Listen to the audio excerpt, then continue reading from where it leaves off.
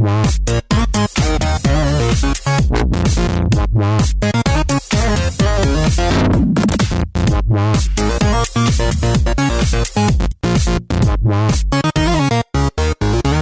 morning, good evening, or good day, and welcome to the Z to Z podcast, the home for Xbox achievement hunters and gamerscore junkies. I'm your host, Brandon Freeman. Thank you so much for listening. At Z to Z, we love gaming, and in particular, grabbing achievements and gaining gamerscore. We do news, reviews, and interviews. If it's about achievements, we'll unlock it. This week, we discuss TA's new multi-genre voting system, a little bit of hero shooters, and a litany of terribly named sequels. I mean seriously bad names. We also talk a little E3, and maybe we can squeeze a rant or two out of Crandy. It should be a fun show regardless. You know, you can find show notes for this show, as well as previous shows, on our website, z2z.com. This is episode 21, and you can contact us with questions or comments at Twitter. That's Z2Z, Z-E-D-T-O-Z-E-D, or email us directly, contact@z2z.com. Today's show is brought to you by the achievement Brother from Another Mother from the game Shadowrun. This achievement was picked in honor of Mother's Day, which hopefully you didn't miss. That would be unfortunate. It's also quite cool because the topic of cross-platform play has been in the news recently. This achievement required you to perform a cross-platform resurrection, meaning if you were playing on the Xbox 360, then you had to go and resurrect a PC player. And if you're playing on the PC, then you're in good shape because everyone played on the 360. Shadowrun was the second game to offer this PC Xbox cross-functionality behind Final Fantasy XI, of course. Ultimately, the developer closed up shop roughly 3 months after the US launch. Middling review scores and just lack of content in a multiplayer-only game were some of the contributing factors to Shadowrun's tumultuous, run. Anyway, special thanks to developer FASA Studios and publisher Microsoft Studios for trying to shoehorn Windows Vista down our throats and half-heartedly support Games for Windows Live.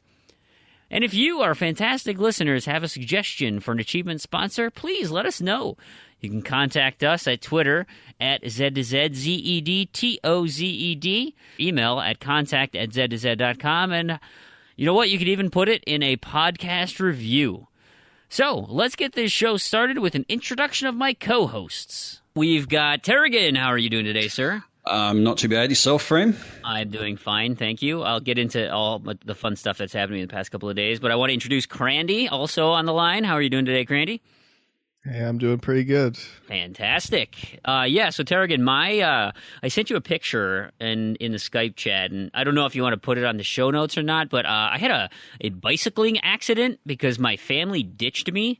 They're like, hey, we're going to go for a bike ride, and then they took off, and they're like, you can go ahead and put all the stuff back in the garage and shut the door and do all that, and I was like out of air in my tires, so I had to go to my neighbor's house to get air in them, and they were gone. I'm like, okay, awesome. Where the hell did you go? So I take off, flying after them to try and find it. So I go our normal route to go and see where they were. And I'm just cooking, and I don't see them. And so all of a sudden, then my phone rings, and of course it's my wife.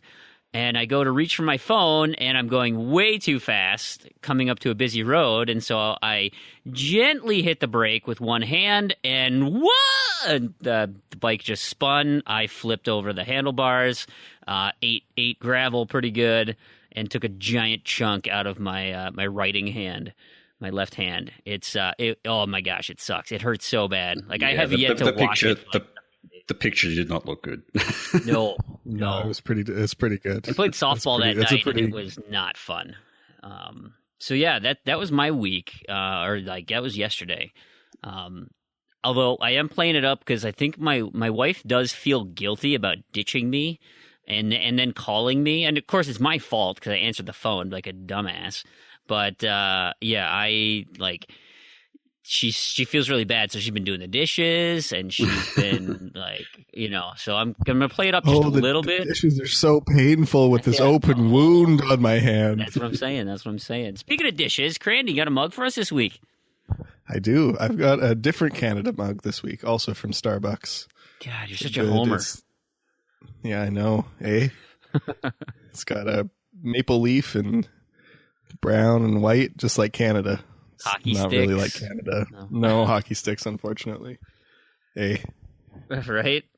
Fantastic. Hey, that's there my was... luck this week. That's awesome. There was a good thing that happened to me this week and it happened last night after all the wounds and everything. So it kind of picked up my spirits. But Nasty Master Daddy had a Cinco de Mayo contest going, and guess who won? Yeah, Freem. I won $15. It was awesome. Woo-hoo. Nice. So yeah, I decided to spend that on a part of it. I know there's another sale coming up in a couple of weeks, so I'll spend the rest of it there. But I wanted to get something right away, and this was after, Urban, you told me that your copy of Geometry Wars is on disc. So Yeah. I issued a challenge to Crandy, not owning the game. I saw that on Twitter. Yeah. So I rectified that and bought the game. So now I officially own Geometry Wars, the first one, and started it last night. I just did the pacifism one because I wanted to get it on my card, so I dodged for 60 seconds. Not easy at all, so I don't know how I'm going to get up. The goal is to get to 500,000 points, because I don't know if, Crandy, you can get to 500,000 if you just quit it at 250,000, or like that was tough for you. But so my goal is I just got to beat you. It's been a really long time since I played it, but I do remember that when I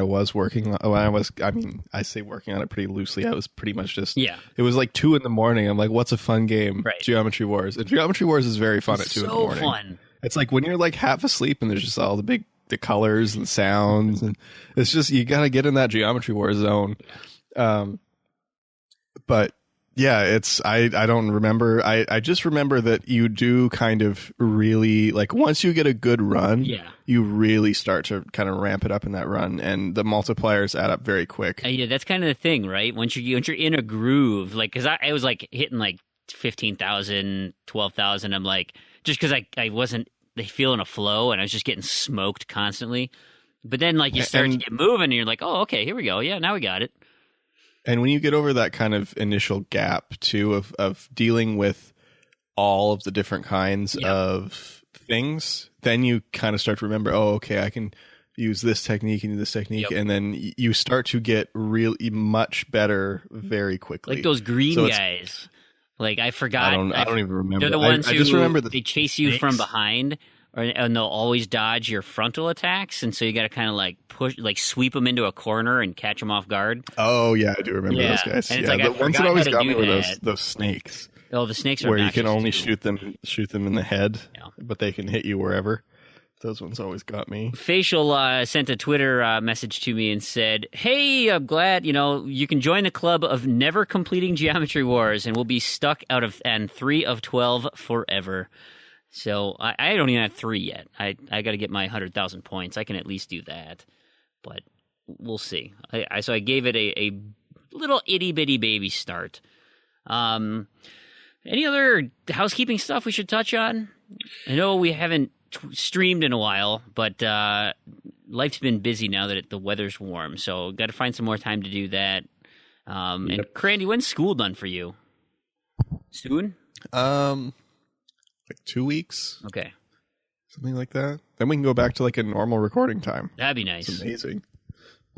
That'd be nice. What about you, Tarragon? Is Australian internet so sketchy that you just don't even bother? Yeah, that's pretty much it. No, no, I've actually had I don't know if this is an Australianism or an Australian saying, but I've actually been feeling pretty ordinary this week. I've been feeling a bit under the weather and a bit sick. So That's a bummer. I've basically been coming home and just feeling like sleeping most of the time. So yeah, it hasn't, not much exciting has really happened in my world in the last week or so. Bummer. Yeah, I guess if we're talking housekeeping, though, I think we actually just had a competition wrap up. So We did. Randy, if you're on top of that one. Yep, we did. We will announce those at the end of the show. Okie dokie. Awesome. Well, hey, you know what? Maybe our listeners lead more exciting lives than us this week, so why don't we just move right into listener feedback? We got our first comment here from Matt Quinn 89, and he finally got around to watching Dead Rising Endgame after we mentioned it on the episode. So it's coming right up, guys. June 20 something is Watchtower. No. Yeah, Endgame. so Endgame. So Watchtower, he just watched. Quinn, Endgame. Matt Quinn watched. We'll figure It's all this very out. I'll watch that tonight. You know, I've got some boring Tomb Raider grinding to do tonight, and it's just me here this week. So maybe I'll watch Dead Rising Watchtower. There you go. I still need to do that. It's on my list, my long list of things I need to watch. Might as well. You know what we're talking about. Exactly. Don't get your hopes up too high. I don't want you going in with expectations now. Like, let's. No, I mean, I know what cut the that off at the expectations bed. are. I mean, it is me after all, Right. but I'll find something wrong with it. But you know, my expectations aren't like, oh, this is like Transformers budget movie or something like that. Right. No, it's definitely not that. We got an email from Joseph Bartlett, Decoy 1982. So, Decoy, thanks for writing in. He says, hey, guys, once again, you guys are awesome. I love the show. I've got a super long commute to work, and then I binge listen, so thanks for making the ride endurable. Anyway, to the point, I've got some Alan Wake codes I want to give you guys to give away on the show or something. Maybe you guys can pick somebody off the leaderboard or something. Anyway, you guys are great. Let me know. Decoy, thank you so much for the offer. Yeah, we can. We'll definitely use those for the community if you've got no need for them. I'm sure there's people out there listening who have yet to experience Alan Wake and don't have access to it. It is an awesome game. Craney, isn't that one on your list of post-GRAW things to do?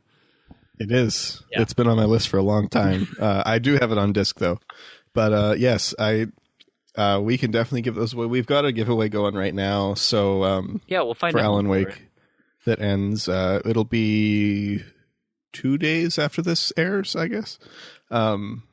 So we can just draw some more winners for that and give some more Alan Wake codes to the community.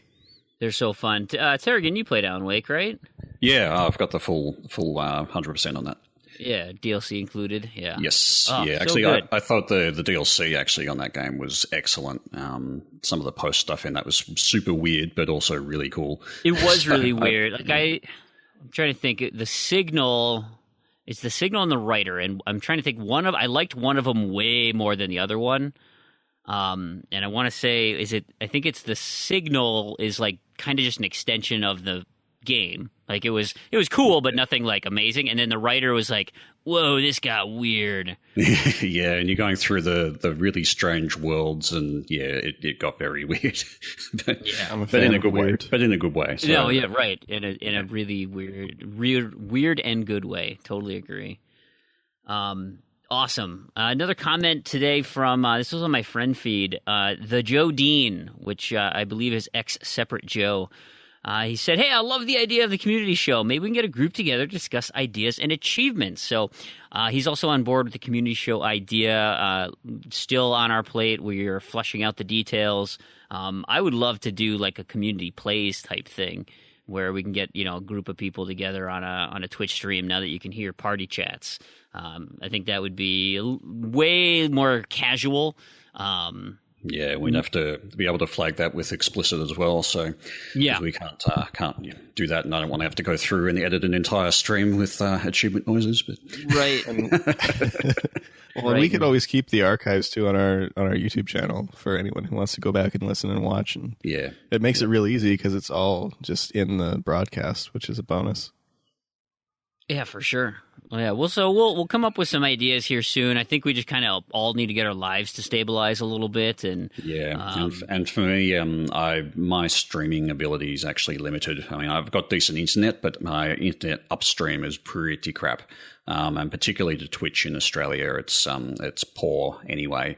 So with a low upstream and trying to Twitch from Australia in the first place, it's just not really going to work unless I can get to my workplace or something like that has a decent upstream. So we'll have to see how that goes. going to work on a weekend. Oh, that'd be obnoxious. Hey, work, I'm just going to steal your internet for a while if that's cool.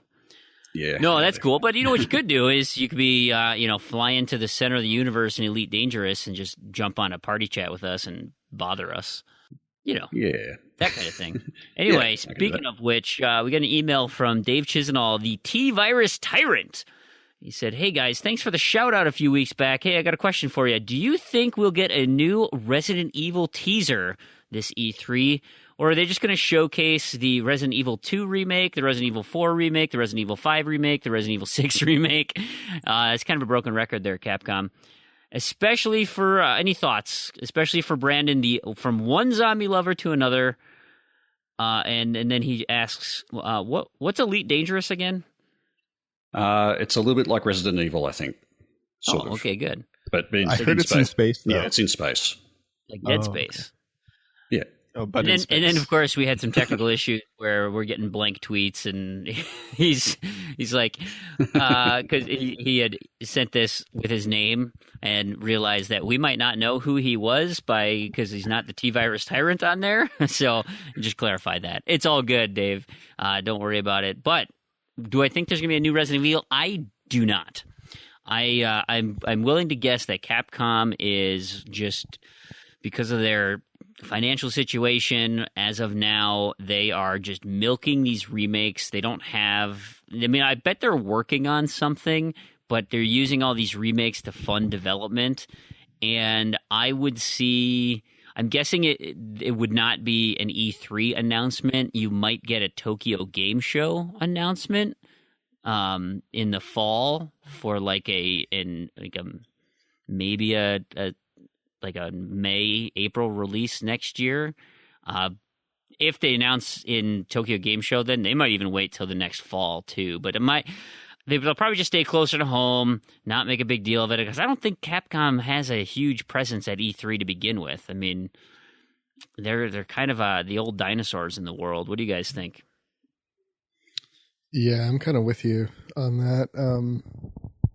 I don't think we'll see anything, mostly because I think historically you kind of see the remake paired with the new release, or a couple of remakes paired with the new release to kind of both hype the new release and, get that extra cash from the remake. Or, maybe you bundle the remake. You say, hey, you buy this, you get, like what they did with Resident Evil 6. So, okay, you buy Resident Evil 6, you get Resident Evil 5, and I think it was Code Veronica or something. Where now, like, there was that whole slew of the remake announcements. What was it, like a month ago? Yeah. A couple months ago, something like that. In reverse. Where you would think, okay, well, if we're going to do some big announcement at E3, why don't we hold off another month? Right. And just do it all together? Because then you get the hype of, oh, I can go and buy 4 Resident Evils right now to prepare for this Resident Evil that's new, and I can tell all my friends that I'm playing these Resident Evils because this new one's coming out in 6 months. And I think it would be kind of stupid of them to not cash in on that hype. As much as I'm not a fan of the hype train, it is a very effective marketing tool. No, absolutely. And I think I'm trying to think if there's a reason, like if they're going to build to something and they know that 6 is a worse game than 5 is a worse game than 4, and that's why they're releasing them backwards. I mean, because that's like that's kind of the general perception. Why would you do that? Like, why wouldn't you do 4, 5, 6? Is it because you don't feel 6 is as strong and you want to go back to 4? Like you feel, because obviously 4 is the high watermark. I do wonder if it suggests cash flow issues, though, and the newer games are probably going to be easier to port, so maybe they're releasing them as they're able to actually finish porting them. Yeah. And they're releasing them as soon as they can because they need the cash flow. I don't know. I'm just sort of guessing there, but that might explain part of that particular strategy. And what happened to 3? We have 1, 2, 4, 5, 6. Where's 0? 3? Don't forget 0. 0 was just yeah, that's right. We do also have 0. That's right. And then they made the episodic Revelation 2. Maybe 3 will come out at E3. Well, it could be. That's the announcement. There you Resident go. Evil 3 remaster. You can have the whole collection on Xbox One for only $99.99. Yeah. So anyway, sum that all up. No, I don't think Capcom's got anything up their sleeves. And like I said, if you put a gun to my head, or if I'm a gambling man, which I am, it would be a Tokyo Game Show announcement. Is just kind of my gut feeling. Or they're going to go bankrupt and close the studio. There's that too. I don't know. Do they make pachinko machines too? Is Capcom doing that bad? I don't just say they're not printing money. Oh yeah, but I don't think they were doing. I guess Street Fighter V didn't do so great. No, I guess they're doing okay. They just hired a bunch of people for the new Dead Rising game. They're building like 3 new games. Oh, yeah, that's right. Remember? Yeah, they've still got Dead Rising 4 or whatever it is coming out. Dead Rise. Why don't they're remastering Resident Evil? They need to remaster Dead Rising 1 and keep it the same as it was. I bet that's your E3 announcement. Dead Rising 4 with the Dead Rising 1 backwards compatibility pre-order bonus. No, we need a new set of achievements for Dead Rising 1 is what we need. 14-day survivor. We can cut 7 and 5 day. We can just get rid of those. We can forget those ever existed. Awesome. Well, let's move on. We got a tweet from Decoy82. I wonder if he knows Decoy 1982. Anyway, it's in regards to Life is Strange spoiler cast. He says, hey, in reference to that spoiler cast, have you guys ever seen the movie Butterfly Effect? And then he prefaces that by saying the original one. Not to put anything against Ashton Kutcher and his brilliant retelling of the story of Butterfly Effect, but yes, there was. Who was that? It's an old black and white one, isn't it? The old Butterfly Effect. I have no idea. Actually, I didn't realize there was an original. So I've seen the Ashton one. I haven't seen either. And I've only seen pieces of. Certainly the Ashton Kutcher one, and now I'm starting to second guess whether or not this old one exists. I'm almost certain it does, and it might not be called the Butterfly Effect, though. That's my my hang up. Where's Griffey when you need it? Griffey 95's huge time travel movie guy. Him and the Nighty, they would help us. They don't spoil it. Don't spoil Life is Strange. Now I know there's time travel. Come on, it's been out for a year. I know. When school's done, I'm going to do it. Yeah. I've got a whole bunch of stuff. It's always with the excuses, Crandy. I know. It's after school. I hate giving excuses too, but it is. They made 3 recent movies of the Butterfly Effect. Really? That blows me away. Yeah, there's a 2000. So the original Butterfly Effect was made in 2004. They made a sequel in 2006 and another one in 2009. Let's just say direct-to-video. Yeah, Butterfly Effect 3. Nice. It follows the Assassin's Creed model. Revelations. It is. Yep. Yep. : stupid subtitle. Electric Boogaloo. Ooh, that would have been a good one. The Butterfly Effect 14. Back to the Future to the Past. Anyway, yes, I have seen the movie. I don't remember a lot of the original Butterfly Effect, and I think I remember coming out of it vaguely disappointed, actually. I think it was okay, but not great. Well, come on, Ashton Kutcher vehicle? What was the last good Ashton Kutcher movie you ever saw? There isn't one. And that's kind of what I'm thinking, right? Yeah, although apparently he was pretty good in that the Steve Jobs movie, but I haven't seen that. Oh, that's right. He did play Steve. It's hard for me to imagine him as a serious actor. I know. It really is. I mean, I don't really know who any actors are, but I know who he is, and yeah, no. He's just like Forever Dude, Where's My Car? And I never saw that movie. I just saw his picture on the front with the name of the movie, Dude, Where's My Car? And it's like, oh, I understand that entire movie. He's always that 70s guy. Oh, see, I didn't watch that. I didn't watch that show. Anyway, moving on. Yeah, I can't find it. Oh, well. It must not exist. I must have made that up in an alternate universe. That was the universe I went back in and squashed that butterfly. So that's in Butterfly Effect 17. It was never made. The movie I'm thinking of. Now exactly. I just sound like a lunatic. Alrighty, Montana. This was a friend feed from Montana 97. He asks about Gamerscore. Do you care about odds or evens? those one gamer score achievements and the never-ending OCD battle to even out one's score. How do you guys feel about weird gamer score? Love it.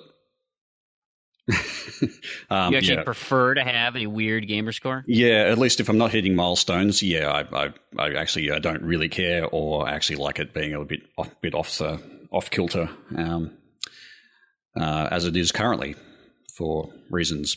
I've got no real problem with it. I'm not that OCD. I know a lot of people really dislike having their scores off the 5s or the 0s, but I shifted in that mentality probably maybe a year ago or so. Like, I really liked having 0s at the end. 5s were okay, but like I liked having 0s, and if the more 0s, the better. And then there's something about just I don't have time to pay attention anymore. Even now, like my Xbox 360 says I'm at like 121.90. My Xbox One says I'm at 120,935, and TA says I'm at something in between. It's like, what the hell is going on here? That's... Like, who's taking my gamer score? It's Project Spark. That's what it is. That game. Microsoft's taking your gamer score. That's who. That game hates me. For me, surprisingly, I don't care. It's one of the few things that I don't really care that much about. In terms of gamer score, like, I don't know, it just doesn't bother me. Yeah, don't really know why, and I'm not gonna question it. Well, they're meaningless numbers. Don't fight it, Granny. Yeah, you just want to get. But I really care about like, completion percentage, not being able to finish games. Yeah, like that. Like, so I've got like 4 games in my tag that I'm not gonna be able to finish. As long as you get as long as you get 100%, the score could be 5, 4, 3, 2, 1, and it wouldn't matter. Exactly. Yeah. Well, I think to your point, Urban, like, unless you're going for that milestone, and then if you got a weird score, like, you kind of just plan out a little further. But those milestones are relatively far spaced, and it's not like we're back in our 20,000, 30,000, 50,000 gamer score days. Like, when those were like, hey, all right, cool, I got another 10,000. I feel pretty good about myself. I added 20% to my score. Now, like 120,000, like, yeah, okay. Cool. 120. Maybe at 150 I might get excited. Yeah. I didn't even get excited for 100. Yeah. I just rolled over 100. Okay. 100,000. Yeah. Well, now I'm creeping up. I'm creeping up on 200, and I didn't even realize until like a month ago. I'm like, oh. Yeah, I'm kind of close to 200,000. I actually found that with my 300. I sort of looked at my score and went, hey, I'm actually like getting really close to 300,000 now. I should do something with that. And I'm just a few thousand off 400,000 TA score too. So it's like, oh. Yeah, for sure. There it is. Just following up on that though, Montana did actually ask me in Skype chat just about how to find a 1-pointer so he could actually get his gamer score nice and even. And that's actually there is a facility on True Achievements that allows you to do that, but it is a little bit tricky to find. So what are you talking about? It's if you go to your own achievements, you can't do it. You have to go to the site achievement list and then filter them. Yeah. So it's not consistently filtered. So I think a lot of people, myself included, the first place they go to look for stuff like that is to go to your own achievement list and then say, what haven't I unlocked? And it gives you all your games. But there's no way to filter on gamer score there. But there is on the primary, if you go to the site achievement list, and then you can filter by your games, achievements you haven't played, and then pick a gamer score from that. So right. I'll put some detailed instructions into the show notes on that one, because I think that one hits a lot of people hit that stumbling block as well. Yeah, that's a good point. I guess I had always kind of gone that way. Because you just click the little my achievements and then the little gamer score thing, and it'll sort by highest or sort by lowest. Yeah, you can do that, but there's actually a filter that will allow you to pick specific targets, so you can actually just get all of the 1-pointers or all of the 11-pointers or whatever out of the list. 3-pointers or the zeros. Yeah, I think you can do the zeros. Yeah, I see them right now. Yeah. Look at all that action. Yeah, so if you do want to fix it, it is it's there. It can be done. So Oz Bunny Boy asks, hey, what do you guys what are your thoughts on owning other consoles? PlayStations, Nintendos. Curse Souls jumped in and said, total waste of time. Yep. I don't share that view. I actually think, I mean, if money was no issue, I absolutely would have all three, and I would likely continue to play my Xbox almost exclusively, but you better believe I'd be playing Last of Us, I'd be playing Uncharted 4, I'd certainly be playing a ton of Smash Brothers. Like, those are great games. Those are super fun games, and I don't feel like I should, boycott them because they're not on my system. Like, if it's a great game, I want to play it.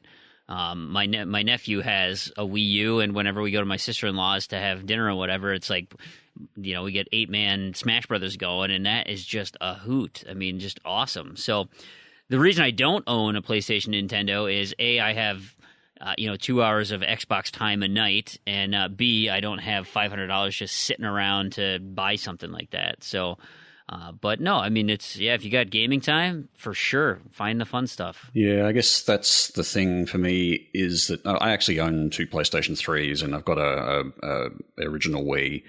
The thing is, though, that although there are games on there that I would like to play, the fact is that if I was given a choice, I will go for games that give me achievements. So it's like I do actually own those consoles. It's just that they haven't actually seen any kind of use at all, except as like a Blu-ray player for like the last 3 years. So I probably would pick up a PS4 if I had unlimited money.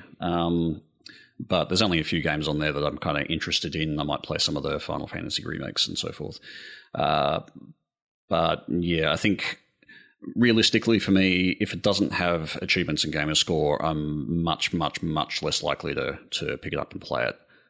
So I guess the only exceptions for me there are things that I'll if I go to bed, I'll play like an iPad game or something like that. Right. And that's just, something to idle away time, or something on the phone, for example. That's probably the only exceptions.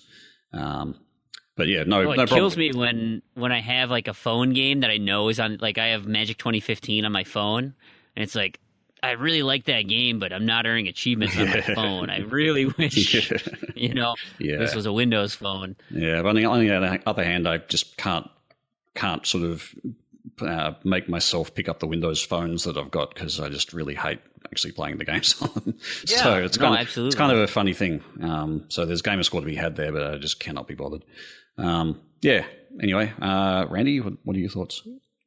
I'm kind of in the same boat where, yeah, and I think I've mentioned on the show before that I've even considered getting a Wii U at some point, just because I really like Smash Bros. And I would like to be able to kind of give it some time and kind of get good at it and play online. But then it just comes down to is kind of what you guys are saying. It's like, well, I could buy a Wii U that I play once in a while, or I could buy another Xbox One. Would you play all the time? Double box. Right? And then it's just like, well, I don't have unlimited time either. So, I've got enough time that, if I had unlimited money, I could justify having a Wii U here in my setup. But it really comes down to priorities. Now, with a PS4, there's a couple. I would love to play Demon's Souls again. Demon's Souls was a wonderful game, and I still really hope that one day it gets brought over to the Xbox family. And Bloodborne, which is kind of another Souls game. And, I could see myself playing games like that aren't huge time commitments. Versus Smash Bros. That's really at its core a fighting game and therefore demands a huge time investment just to kind of get over the initial hurdle. No, that's a button mash. You can button mash your way into fun. Okay, if you're gonna if you play with other people that don't know how to play, that's the beauty of Smash Bros. If you play with a group of people that don't know how to play, you all have a blast. Yeah. But if you start playing online 1v1 with like the real competitive scene, God, that's insane. Because it's got a real competitive scene. Yeah, it does. And you have to be so good. But that's with any fighting games like that, though, where they start doing frames and hitboxes and like understanding the all the refresh rates. Like, that's just insanity. Yeah. Well, and then the other thing too is I have a lot of consoles that are not Xboxes that I've collected, mostly retro games throughout almost my entire life, and I have collected a lot of old consoles and games, and even though I don't really play them much, I enjoy collecting them and having them. And that's kind of another thing too, is even though I might not play that console that often, it is nice, if money isn't so much of an issue, it is nice to have it, because if you're like, oh, you see a game that's like, oh, that game looks really cool, I really want to check that out, you can. So that's, I don't know, I think that's kind of a nice thing too. Yeah, I think the only thing that was really tempting me at the moment on other platforms is going and completing the other Batman games on the PlayStation 4, or PlayStation 3, I should say, because just getting the other various stacks of the Arkham series down would be kind of a nice little milestone, I think. So interesting. I may do that at some point. I just haven't committed the time to it. I was kind of looking at all of the BioShock stacks on PlayStation as well. It's like, no, I think what is it? 5 times for the BioShock 2 multiplayer is enough. I think that'll be plenty. That's funny you mentioned that. Arkham Asylum 5 times, and I think there's another 3 or 4 or 5 versions available on the PlayStation. Yeah, but that one's not that bad. Yeah, that one I can smash through that pretty quickly now. So I was going to say, what, like 12 hours or something? Yeah, probably. I think less than that. I think it takes me about 8 hours to get through, including the challenges. Nice. That's not bad. So Curse Souls asks me, hey, is Freemole ever going to play BioShock? That really should be your goal. It's always on. So like this month for the Achievement Hound's birthday tag, Jellied Bigfoot, right? There's a bee in there. And BioShock is slated as the bee. Like, I have every intention of playing BioShock as the bee, but I always keep pushing it off and pushing it off. So you gotta do. You want to commit to it. What I've been telling you, you can't just pop it in, right. Play for. You gotta commit to it. I know. You gotta that's it. When you start BioShock, that's it. You're playing BioShock until it's done. I know. Well, I already played up until I got the camera, and it's like it's already too deep. I'm already. You got to restart if that's the point. If you got to do the whole thing. That's not very far in. I'm not restarting. You restart, and you got to commit to it. I got Dr. Steinman out of the way, and now I got my camera. Yeah, but Dr. Steinman's baby. Oh, right. Progress. He's like the first boss. Yeah, no, I get that. It's nothing. But I'm not just a note on that. The sound in that game is awesome. I would recommend putting terrifying. Putting headphones on for that. It's just a really. I know. Part of the immersive experience. You got to get into. You got to put headphones on. You got to play. And you got to So like focus on it. You got to explore. You got to listen to the audio. The way logs. I play is because my TV is mounted above my fireplace, and like we got a big open area in my living room, and so when I sit on my couch and stuff, I'm far away from the TV. And it's great for like casual games or if I'm just boosting something dumb or it doesn't matter. But like if I'm in, up in the business and I need to focus, or it's a first person shooter, or I need the detail, like I will get up and I will stand like 3 to 4 feet away from the TV. And so now I'm like in my living room. And so behind me is total blackness. It's so dark. I got my headphones on. Like, there were some jump scares in that. Like, I think I peed a little. Like, I mean, it was like scary. That sounds like a wonderful experience. It was. I mean, it was. And like, I'm looking over my shoulder, like, because with the headphones on, I mean, it's like being, totally immersed in this. And you should totally play Layers of Fear. I'm just nervous. Like, my wife's going to come down and like tap me on the shoulder, because she's done that once. She has done that. And I don't even think I was playing a scary game, but she has come down to ask me a question. And I was like really involved, and like she tapped me on the shoulder, and I just whoa, jumped at her like, "What are you doing? Why are you sneaking up on me?" Chloe's done that to me as well. Just got the headphones on, really focused on the game. Yeah. See, what I do when I'm like, I always play with headphones on because I just plug mine into a monitor. It doesn't have a speaker on it, so I have to plug something into it. I just play with one. I've got like a headset headphones, and I put one headphone on my head and one on my ear, so I can still hear, so I don't get scared. Unless no one else is here. If no one's here, then I put them both on. Yeah, I know. Oh man. Anyway, enough about my problems and not dealing with BioShock. We want to hear about Urban's problems. Matt Quinn 89 says, "Hey, we haven't heard about Urban's addiction of buying games lately. My suggestion is that he went to rehab, but I know the dirty secret because we game share." So, yeah. Matt, It hasn't stopped. It hasn't stopped. It has. I think it has slowed down though. It certainly slowed Yeah, down, but I was gonna say. on the flip side, I'm no longer worried about it. I'm actively encouraging it.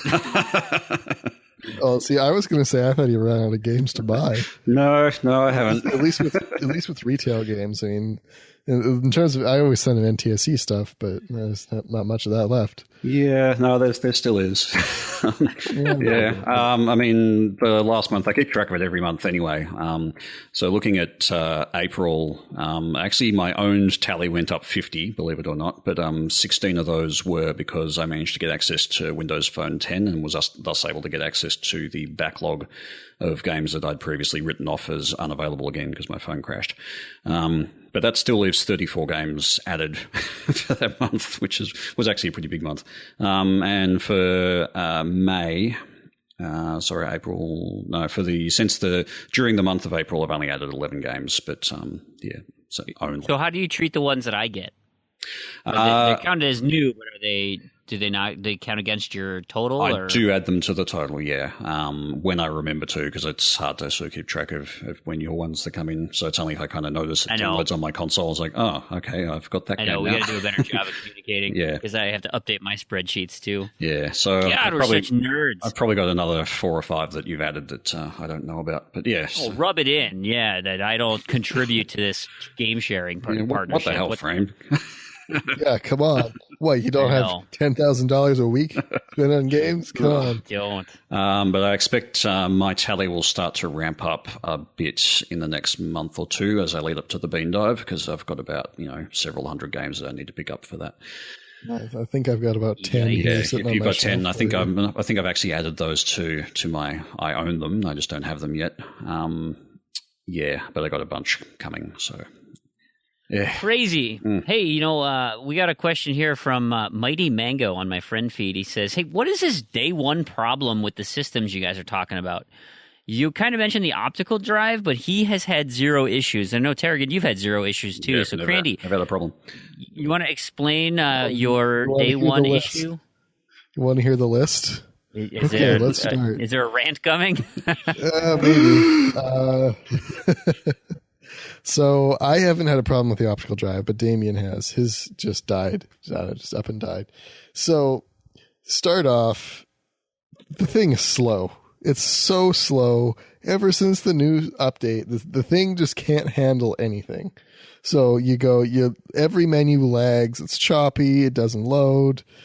Just a disaster. That's why I hated the update. Everyone said, oh, it got faster. I said, no, it sounds like you might need to do a factory reset or something like that, because that doesn't sound like it's a console problem. That sounds like something in the software was screwy or cached and it didn't clear that properly when you did the install.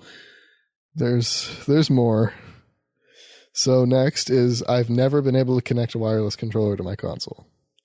At least not properly. I've heard of that problem. Yeah, I think you're also in an apartment block with about 50 wireless routers around you, so I'm not terribly surprised there are some issues there. But I have checked this. This isn't just my apartment. So yeah, this is a widespread issue. Tons and tons of people have had the problem. Microsoft has never addressed it, despite if you Google it, it's everywhere. It's the controller disconnects every 30 seconds, whatever. Yeah, so it's a faulty wireless receiver.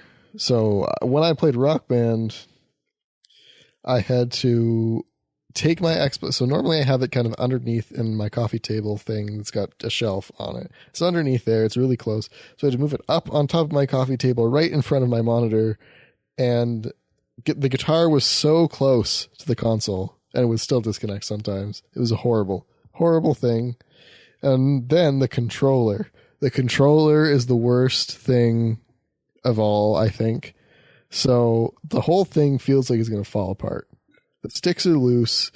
All the body is loose. Like you can just pull the pieces off. Wow. And then the buttons suck. This is just like an almost exact opposite of my experience. It's really weird. Yeah, I don't know. You must have just got the dodgy version or something. Horrible. It's like a knockoff, like a Best Buy knockoff or something. You got the Mad Catz day one. Apparently, I don't know. Mad Catz probably would have done a better job, but And then I found out later that the headset jack in the controller is crooked, so I can't plug a headset into it. What? Yeah. I didn't use it because my problem was like, oh yeah, why didn't you go, Crandy? Why didn't you send this back? Yeah, well, there was nothing on the Xbox One when it launched, so I didn't play it for almost a year. I didn't play it till Wolfenstein. The disconnecting thing, I was just like, oh, whatever. It's probably a software thing, or me being in an apartment with 50 Wi-Fi's around. No, it's not. It's the stupid console that doesn't work. It sucks. That's a day one console. You know what I'm thinking is, Terrigan, don't tell Crandy, but I think Crandy's mom just bought a bunch of Play School stuff, and they're actually not plugged in.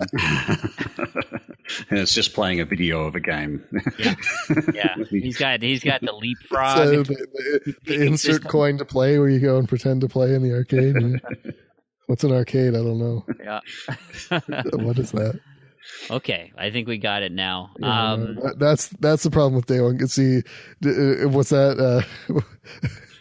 Was that extensive enough? That was extensive enough. Well, since we're kind of railing on Xbox a little bit, Saucy Slingo asks, hey, what's your opinion on the Insider, the preview program, and with that possibility of bricking your console? Does that do anything for you? What? The chance of bricking my console? No, it doesn't really do much for me. That's pretty obnoxious, isn't it?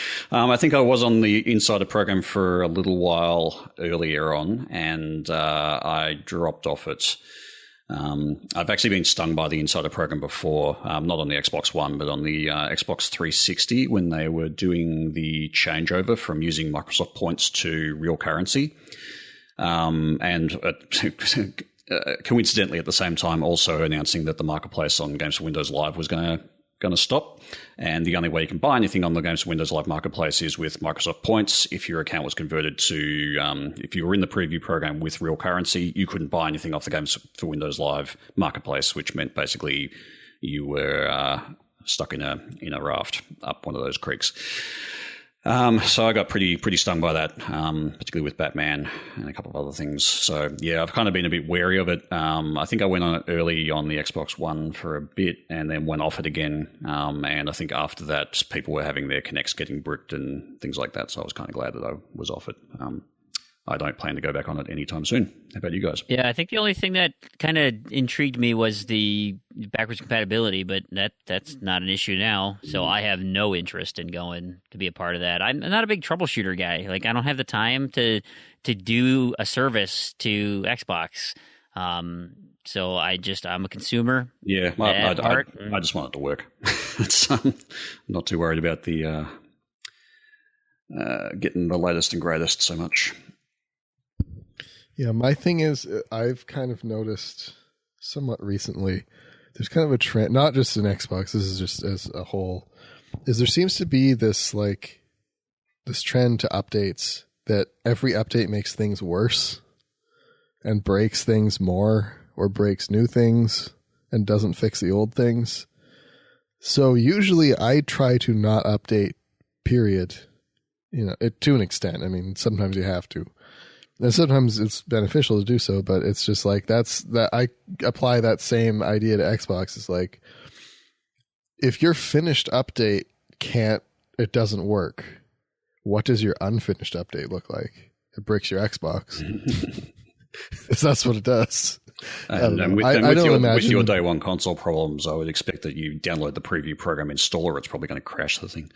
Oh, yeah, it'll catch fire and summon a demon or something. I don't think they incentivize the community enough to see these things. I mean, maybe you feel like you're a cool insider, but I mean, there's only been a couple of things that have been even worth your time. But yeah, I think when they introduced the USB external storage, I think that was one of the big ones that was kind of good to jump on. But yeah, sure. Everything else has been sort of fairly minor, I think. Right. So. Cool. All right. Well, I got another friend feed question here from Keith271179. He says, hey, anyone with any advice for those done unlocking achievements? I've got 3 in Halo Master Chief Collection, stuck for 2 months now. Thanks in advance. We got a couple of people trying to help out, like NBA Kirkland says, hey, it depends on which ones they are and when it happened. Your options are waiting and redoing the requirements, if possible. If they occurred during a time there was widespread issues with Xbox Ones, then redoing them may cause them to unlock. But waiting also usually works. Saucy Slingo chimes in and says, hey, I've been waiting for 4 months for my achievements to pop in Riptide GP2, but nothing. So I deleted my save from the cloud, and now I can redo it and try and earn them again. I haven't really had any done unlocking issues. There've been a few. My biggest issues are in Project Spark, just not unlocking, period. Like, it doesn't even get to a done unlocking state. It's just, for whatever reason, not making that connection. But I can't think of anything that I've had the done unlocking for. Yeah, I think I got my first one in Roundabout, actually, a couple of weeks ago. I just sort of saw it there and was like, that should have triggered when I went to the shop. Oh, it's done unlocking. Oh, great. Yeah, so really, I think the crux of it is there is not really a lot you can do. I don't really understand why it happens. My theory is that there's a whole crap ton of servers out there that handle these achievement requests, and that achievement request happens to have gotten stuck on one of those servers, and somebody needs to go and give it a boot to basically run the queue. That's my theory. I'm not sure if that really is how it works, but I imagine that every month or something like that, an engineer at Microsoft goes through and basically just runs a sweep over all of the systems that have queued achievements like that. Gets the plunger out. Yeah, exactly. So yeah, I don't really know if that's the reason, but that's my theory on it. But be actually good to get some information from Microsoft as to what actually does cause that, even if there's no actual resolution that we can do, which there doesn't appear to be. Right. Beyond the occasional one that allows you to redo the achievement condition and unlock it. One that actually has come up recently for me has been Elite Dangerous, and I've actually seen this happen with. What's that? It's a bit like getting achievements stuck in done unlocking, but in space. Okay. Yeah. Sounds miserable. Yeah, it kind of is, but it's in space, so that's all right. There's been a bunch of games that have title updates or new achievements added, particularly title updates where the criteria for those achievements has already been met in-game. And sometimes those achievements will actually end up getting into a sort of a done unlocking state because the game recognizes you've already done it. It flags the achievement to unlock when you play it, but it doesn't, for whatever reason, go all the way. In the case of Elite Dangerous, you can actually redo most of the criteria and it will unlock, but there has been some issues with that. So yeah, there's obviously still a few bugs in the whole achievement system to be worked out there by Microsoft, and not a lot we can do at this stage except to complain about it. Yeah, if anybody out there figures this thing out, we all want to know. I think we all have our tricks and kind of what we think works, but you're right. Until we get cold hard facts from Microsoft, even if they just acknowledge the issue and are like, yeah, we're working on it. These are some suggestions. They'll never be that transparent, but that's a pipe dream. But we can always Seems wish. to have gotten better recently, though. Because I mean, I've only had one achievement stick. That was in Wolfenstein: The New Order.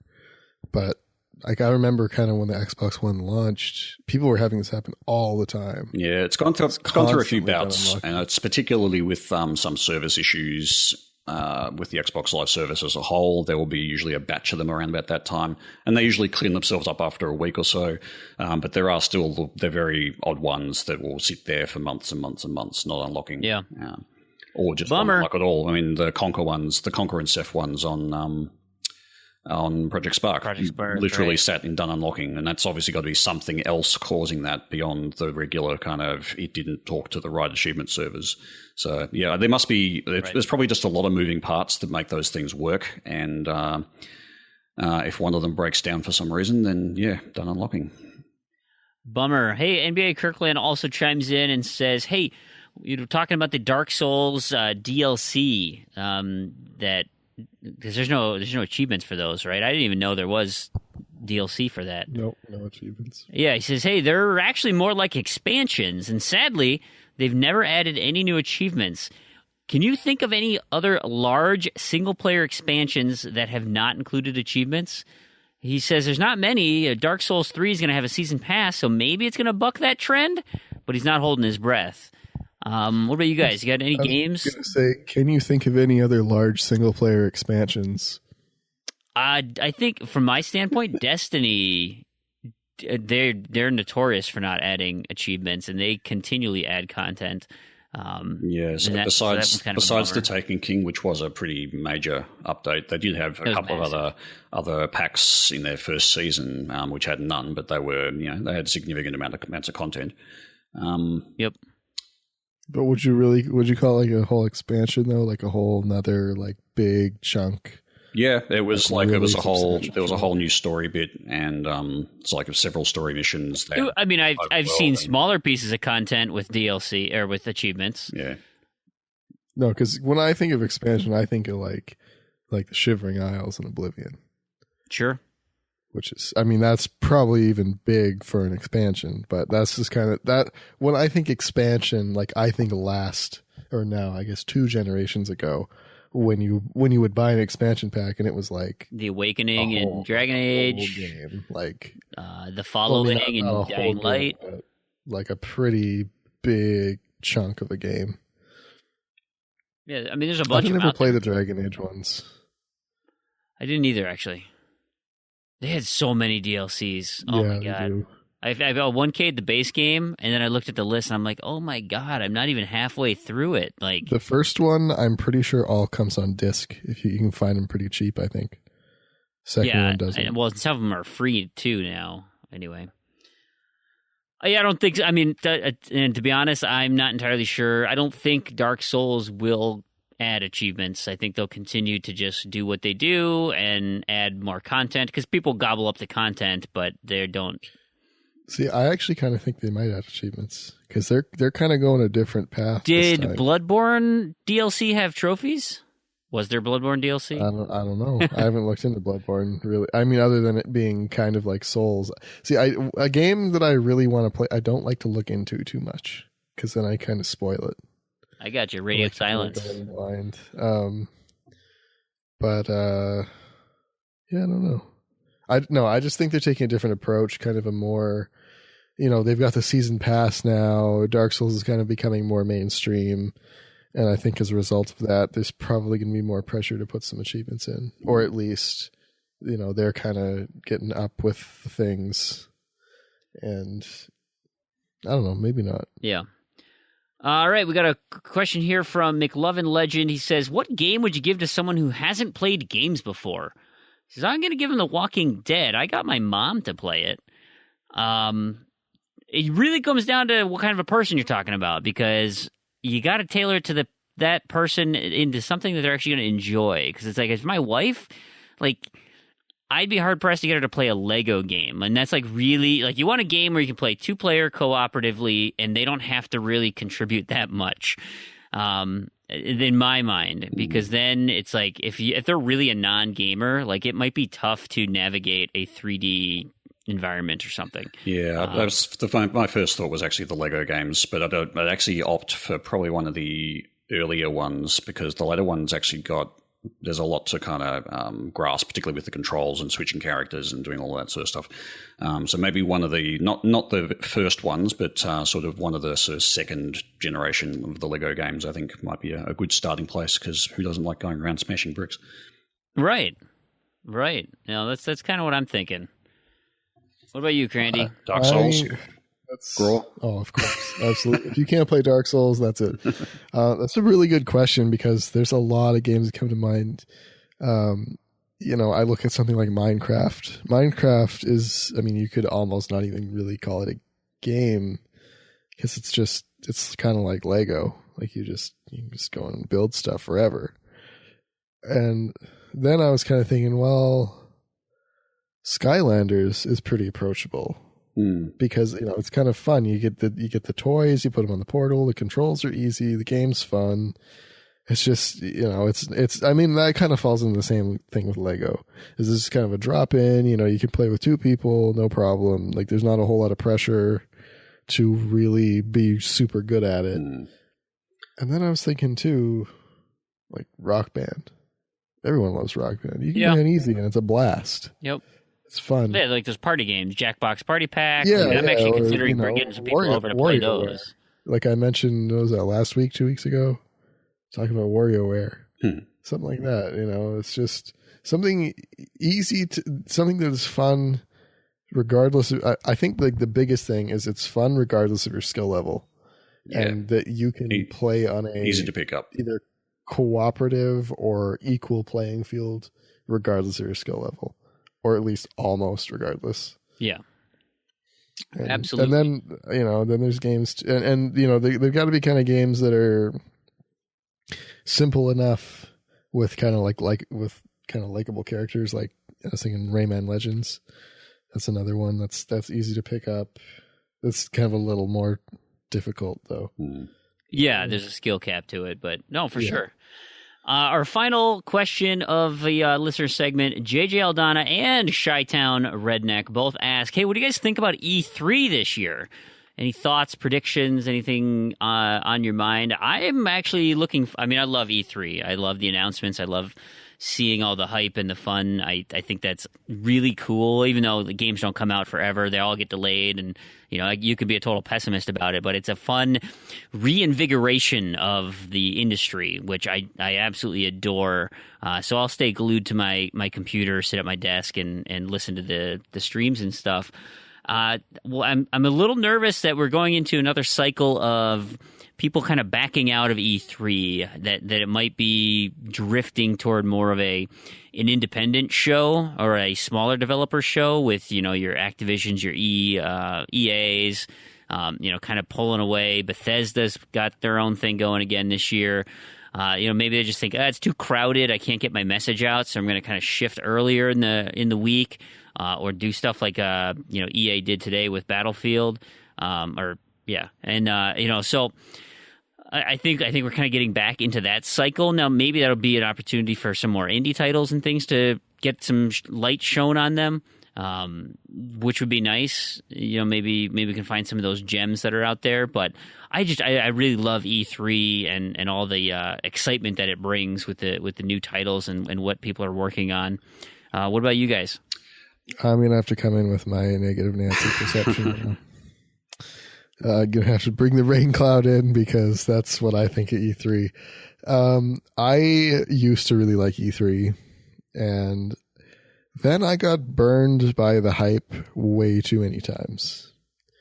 And then I totally stopped watching E3 completely. I just ignored it and basically forgot it existed. Until last year, my friend was watching it a lot, and I went over to his place, and we watched E3. I'm gonna do it all day.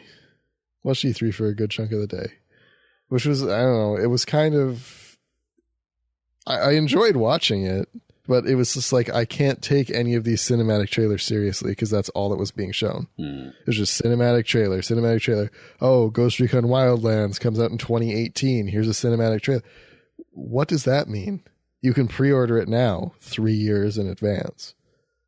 I'm probably exaggerating a little bit, but that's what really stuck in my mind was like, you're not showing me anything of substance other than a concept, and that date you're giving me, there's no way that that's real, because you're talking like 2-3 years in advance. And it's just you can pre-order Captain America: Civil War on Microsoft right now. The movie? Yep. You can buy the digital video when it's released. It came out in theaters literally right now when we're recording. Yeah, I was going to say, didn't that just come out today? Yep. You can go ahead and put your money down on it. And it's digital. Why? Okay, again, I have to re-emphasize this like every show. Why are you pre-ordering digital? They might run out. Are you pre-ordering digital? That has nothing to do with E3 or whatever. That's the just tubes people might being get dumb. full. I know, and I get it if you're going to preload, but seriously, you don't need to preload a year in advance. Buy it a week before it comes out. That's what I'm probably going to buy Doom on Tuesday or something because it comes out on Friday the 13th. And no, I don't need to put my order in any earlier than that because I know they're not going to run out. I'm not talking about digital Doom. I'm talking about physical. Yeah. But especially with digital, is like you don't need to just stop giving them your money in advance. Just stop it. Don't do that anymore. Look, okay, I'm going to keep going on this. This is we're getting 2 rants this week. This is ridiculous. I'm just going. Well, I might stop you there because my issue with E3 is that just due to the fact I'm in Australia, the timing of all of the streams and whatnot happens at ridiculously early hours of the morning, so I never actually get to see them live. Or I get to see the later ones live and I'll be at work or whatever. So as far as actually watching it live goes, I don't really get a lot out of it. I usually I keep up with the news on it, but I try not to get too excited about it, just mostly because a lot of it is sort of stuff that's going to happen in several years, or it's stuff that I've already decided that I want to play anyway, so I don't bother chasing it up. So it's usually not very much that comes out of E3 that's particularly exciting. I think was it the E3 last year or the year before where they announced backwards compatibility, because that was that was the really surprise moment. So I really do. I think that was last year. Yeah. So I really it's the big announcements like that. Those really do excite me, but I don't go and look at an E3 expecting that sort of thing to happen. So. Then again, Microsoft will be making some noises that they're going to have some pretty big things to announce this E3. So I'm kind of looking forward to that, but I'll sort of wait and see. I'm going to pick up the rant here now. So Call of Duty Infinite Warfare that may actually be Elite Dangerous What's that? It's kind of like Elite Dangerous, but with guns in space, but Call of Duty. But like Halo Reach. Yeah, kind of in space. But yeah, so I believe it was the most disliked video on YouTube. Oh yeah, right now. I think it has about 200,000 likes, 9 million views, and almost 600,000 dislikes. And Activision is not concerned at all because people are going out and pre-ordering it. So you can say you don't like something all you want. You can say they could have 2 million dislikes. They wouldn't care, because people are still going out and pre-ordering it. So if you want something to change, stop pre-ordering. Stop pre-ordering and stop giving everything your money, because that's how you change the thing. You don't tell them you don't like it. You have to stop paying them your money. Yeah, it's kind of, I'm never going to buy this game again. When's the next one come out? Well, there was a good example, again, with Call of Duty, with Modern Warfare 2, where there was a whole big group on Steam that boycotted or said they were going to boycott. It was a whole group like I just showed Terrigan a screenshot of that leaderboard. Boycotting Modern Warfare 2. Yeah. And then you go and look at the group on the day of, and half the group's playing Modern Warfare 2. 80% of them were playing Modern Warfare 2. I counted them up. Yeah. There was there was like 30 names on there, and 20 of them, so what, 66% were playing Modern Warfare 2. And that is why companies don't listen to you. That's why. There, we'll leave it there. People like to talk, but they don't like to walk. That's what it gets down to. Exactly. Yeah, well, that was. I'm glad you touched on that, because that was a question from R56 Cooper S11. He wanted to know what we thought about the new Call of Duty announcement. Just another piece of news on that: Call of Duty Space Fighting Bros, I think is what it's called. They're skipping last generation. No more PS3, no more Xbox 360. And like Cranny said, it actually might be Elite Dangerous. We don't know. Yeah, well, because what did we say? We said something like it's like Call of Duty in space, and then like a week later this comes out. Right? So. Yeah, Call of Duty Infinity Gauntlets or something. Everything is turning into Elite Dangerous. I know. It's in space. Yeah, what a terrible name. So that's number one of terrible names. Number two of terrible names, we'll do a little bit of news here. EA announced their brand new Battlefield game, right? So we had Battlefield. That is the worst name. We just had Battlefield 4, and so now we have Battlefield 1. Battlefield 1. Wait, what? Are you kidding me? It's not ONE, it's the number 1. The number 1. Because if it's Battlefield 1, it's like, oh, you're doing like everyone else did, like HTC and Microsoft and whatever else. It's the one. It's the only one you need.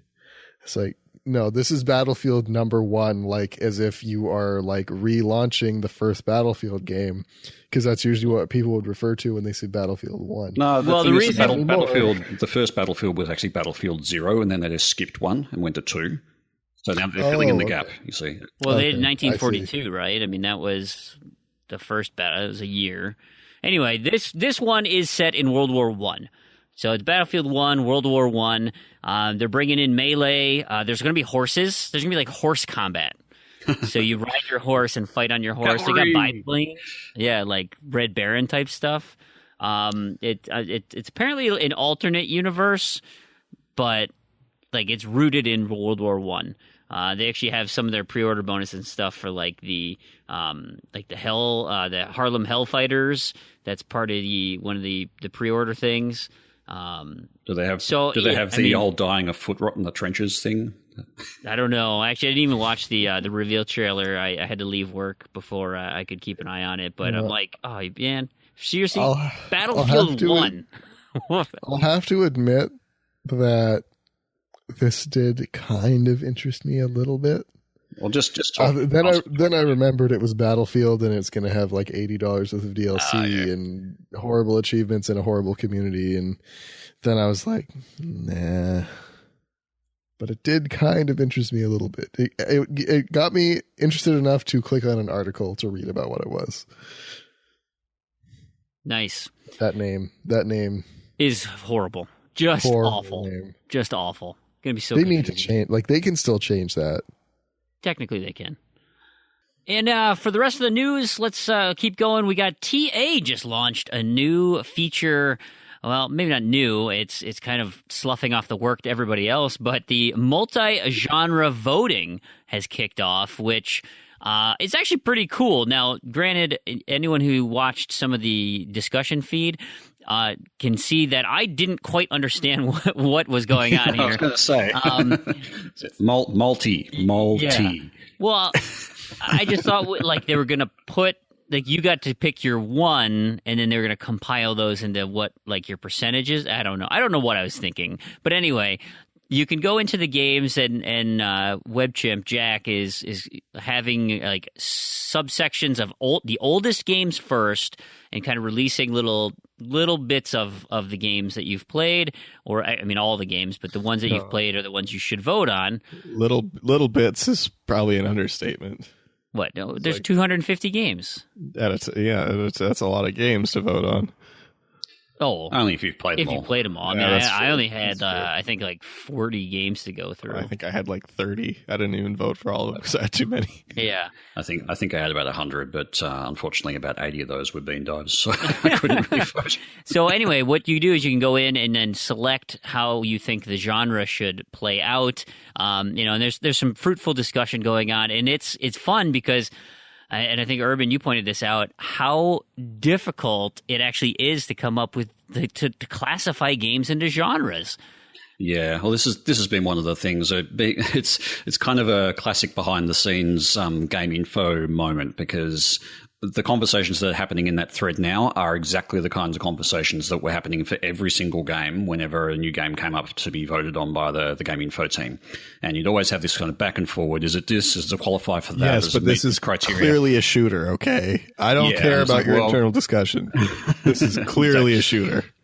Yeah, so it's interesting now. It's okay. Well, now you get to see exactly how difficult it is to really classify these things down and get down to the sort of the crux and core of what a game should be classified as.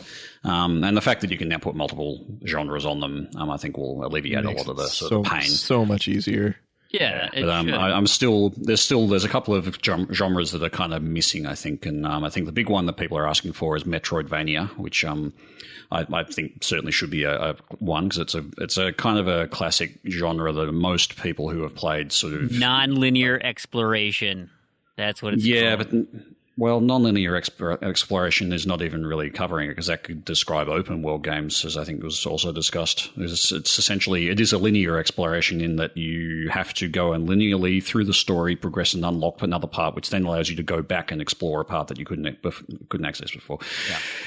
Anyway, it's a complicated thing. The other one that I'm missing is matching for puzzles. Yeah. It's like I consider I didn't realize matching puzzle type.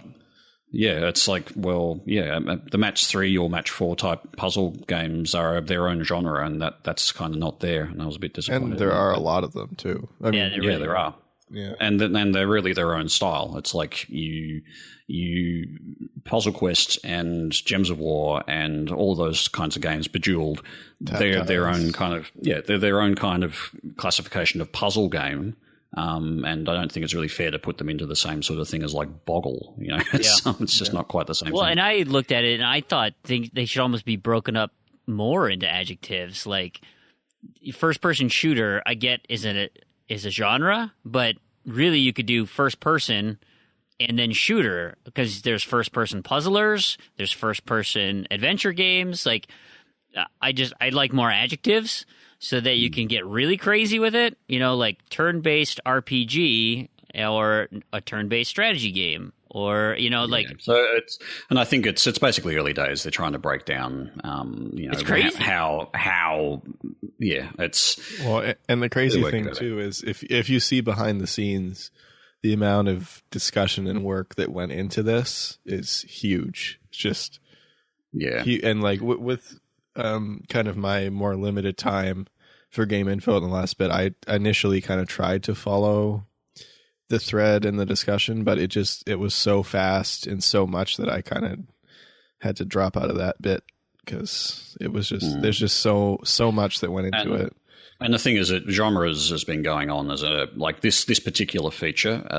The beginnings of it probably started in discussions 3 years ago. It's been ongoing for a very long time. I wouldn't be surprised if and it's certainly been something that's been wanted by the staff on TA as the way forward. For sure. This kind of thing.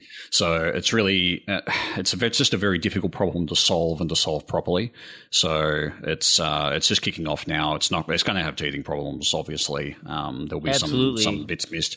So it's a work in progress. But that being said, don't be too hard on it. Absolutely take advantage of it. I mean, if you don't, this is your chance. So get out there, make your votes. If you think something should be in a certain genre, make your voices heard. You got to vote. Otherwise, what's the point of having this system? You can't complain about the results. Bingo. If you don't vote, don't complain about the results. People will still complain. Oh, they will. I didn't vote because I knew that my vote wouldn't count. Well, anyway, it actually does count. But okay. So, speaking of X1 stuff, what can we hope for in the near future here, Terrigan? I have no idea, but something will happen with the game management thing. That's pretty much all I know. Please. I wanted some inside scoop. Yeah, the only inside scoop there is that I think it was Mike Ibarra said soon when somebody was asked about whether there was going to be an update for the game management. Interesting. You think maybe in June, maybe early June? Is that sort of around when a certain game conference is happening? I'm thinking maybe that Monday at like 9 a.m. Yeah, could be like a feature, something to do with that, perhaps. Yeah, maybe. Okay, we'll see. We'll see. Hey, speaking of 9 a.m., Mighty Number 9 has gone gold. I still don't quite believe it, but according to Keiji Inafune and Concept, that they're finally going to get this Kickstarter out to the hands of backers. I might actually get my hands on something that I helped fund 3 years ago. 2, however long it was. Too long ago. Freem, thank you for reminding me to cancel my pre-order. I forgot I still had that pre-order. This apparently is going to release on June 21st, so we'll see if that actually comes out. I am excited. I need a good Mega Man fix. We did get a recent announcement of Respawn on this was May the 4th, right? Star Wars Day. Respawn said, "Hey, we're working on a Star Wars game. So not only are we doing Titanfall 2, but your action-adventure game that they had been in the works on, turns out it's a Star Wars game." We don't know this, so the guy, the God of War guy, is working on this. Crap, I should have pulled up who it was. That guy. God of War guy. Is good. The God of War guy. He's good. This is his project that he's been working on with the Respawn team, and I'm kind of pumped. There's some of the rumors out there. This is the 1313 thing that there's kind of floating around out there in a little bit, but I don't know. My guess is we will see some fun stuff at E3 in regards to that. What about you guys? You like Star Wars games? I've always been a bit hit and miss, although there is the classic Kinect Star Wars. It's definitely one everybody should have on their card. It was on sale this last week. It was. I picked it up. I know. I'm looking forward to getting the dance game down. I can't wait. Hey, we got an announcement from Gearbox regarding Battleborn, and what they are saying is that they are going to have weekly balance tweaks. That they're going to be tweaking the game weekly, modifying, weapons damage, whatever, trying to balance out the game. That is absurd. Why would you do something? I mean, I totally appreciate supporting the game and keeping it up to date and stuff, but a week? You can't even figure out what the new meta is in a week. That just seems ridiculously quick to try and patch something up. Granted, if there are game-breaking bugs or it's obnoxious, hey, absolutely, weekly. But is a gun too powerful? Is this dude too powerful? I mean, people really won't have time to even learn the system and to find out if a dude's too powerful in a week. I'm just shocked. I guess it isn't the people who need to do that though. They've got stats on how many wins have been done with X and how did they win? What was the thing that they attacked with the most? They'll be able to get those kind of stats and see whether one is being favoured more than the other. I don't know that weekly is necessarily what they need to. Perhaps it's just they can do it weekly as they try and tweak it, but. Yeah, I mean, certainly they won't be basing it on what people's experiences are and sort of. They'll be basing it more on their metadata and what the heuristics of the game are. Yeah. So I don't know. I'm on the fence about that. Really. Sure. Work. See how it goes. We will see how it goes.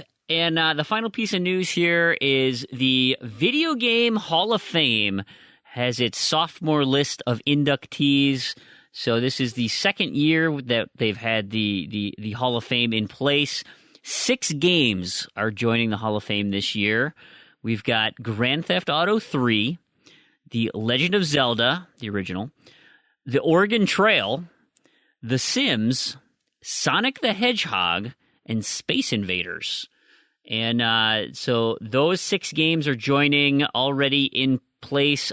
Doom, Pong, Pac-Man, Super Mario Brothers, Tetris, and World of Warcraft. So those are your 11 games that are now in the Video Game Hall of Fame. There were 15 finalists that didn't make it, and one of those, Terrigan, up your alley, Elite, did not get in this year. Final Fantasy, Madden, John Madden Football, Minecraft, Nürburgring. What the hell is that? That's a racing game, isn't it? Pokemon Red and Green, Sid Meier's Civilization, Street Fighter II, and Tomb Raider. Those are the games that did not quite make the cut this time around. Are there any games out there that you feel like, boy, they definitely deserve to be in the Hall of Fame? Galaga. I can see it. Yeah. I don't know. I really like their picks. It's pretty. Did they have Pac-Man in it? Pac-Man made it last year. That was an original. Right, okay. Yep. Because I think what they did is they picked a lot of games that were, it wasn't just the start of the series. I think particularly Grand Theft Auto 3 kind of indicates that is the turning point. Grand Theft Auto 3 was when Grand Theft Auto became the real deal. That was it. And I would say, sorry. All their picks were they seem like very influential games kind of throughout a number of years. And not just it's this game that people talked about a bunch. It's they're very good games and they're also very influential. So I really like their picks. I think especially with some of those ones that didn't make it, they're maybe a little young yet, like Minecraft. It's yes, Minecraft is very influential, but it's only it's just not old enough. I'm surprised though. I think the impact that's had, that would be on my list of that's pretty soon to be in. It is, but I think that the real key is lasting impact. Yeah. It hasn't been around long enough to really be able to say, yes, we made a lasting impact where anybody in the last 20 years knows what that is, kind of thing. Yeah, I don't even necessarily think it has to have that kind of impact. I would certainly nominate Halo 2 as a game, and the reason for that is because matchmaking system that it introduced has been used practically by every other game since. The way that particular game introduced its setup for multiplayer games, and the Xbox Live service that sort of engineered that. It was kind of the first of its kind for that particular style of multiplayer, and every game since then has done that kind of matchmaking multiplayer. So I guess the alternative before that was you pick a server, right? You just exactly. do the list. Because that's exactly. before my time. I didn't do multiplayer gaming when like kind of pre Halo 2. Halo 2 was like my first game, and that was even kind of at the tail end of Halo 2. So before Halo 2, it was a real pain. And so most of it was sort of LAN stuff, or you have a bunch of friends, or there might be some public servers and things like that. Halo 2 was revolutionary in that sense, and I think every sort of major game since has basically copied or used that as its base template for how it does multiplayer.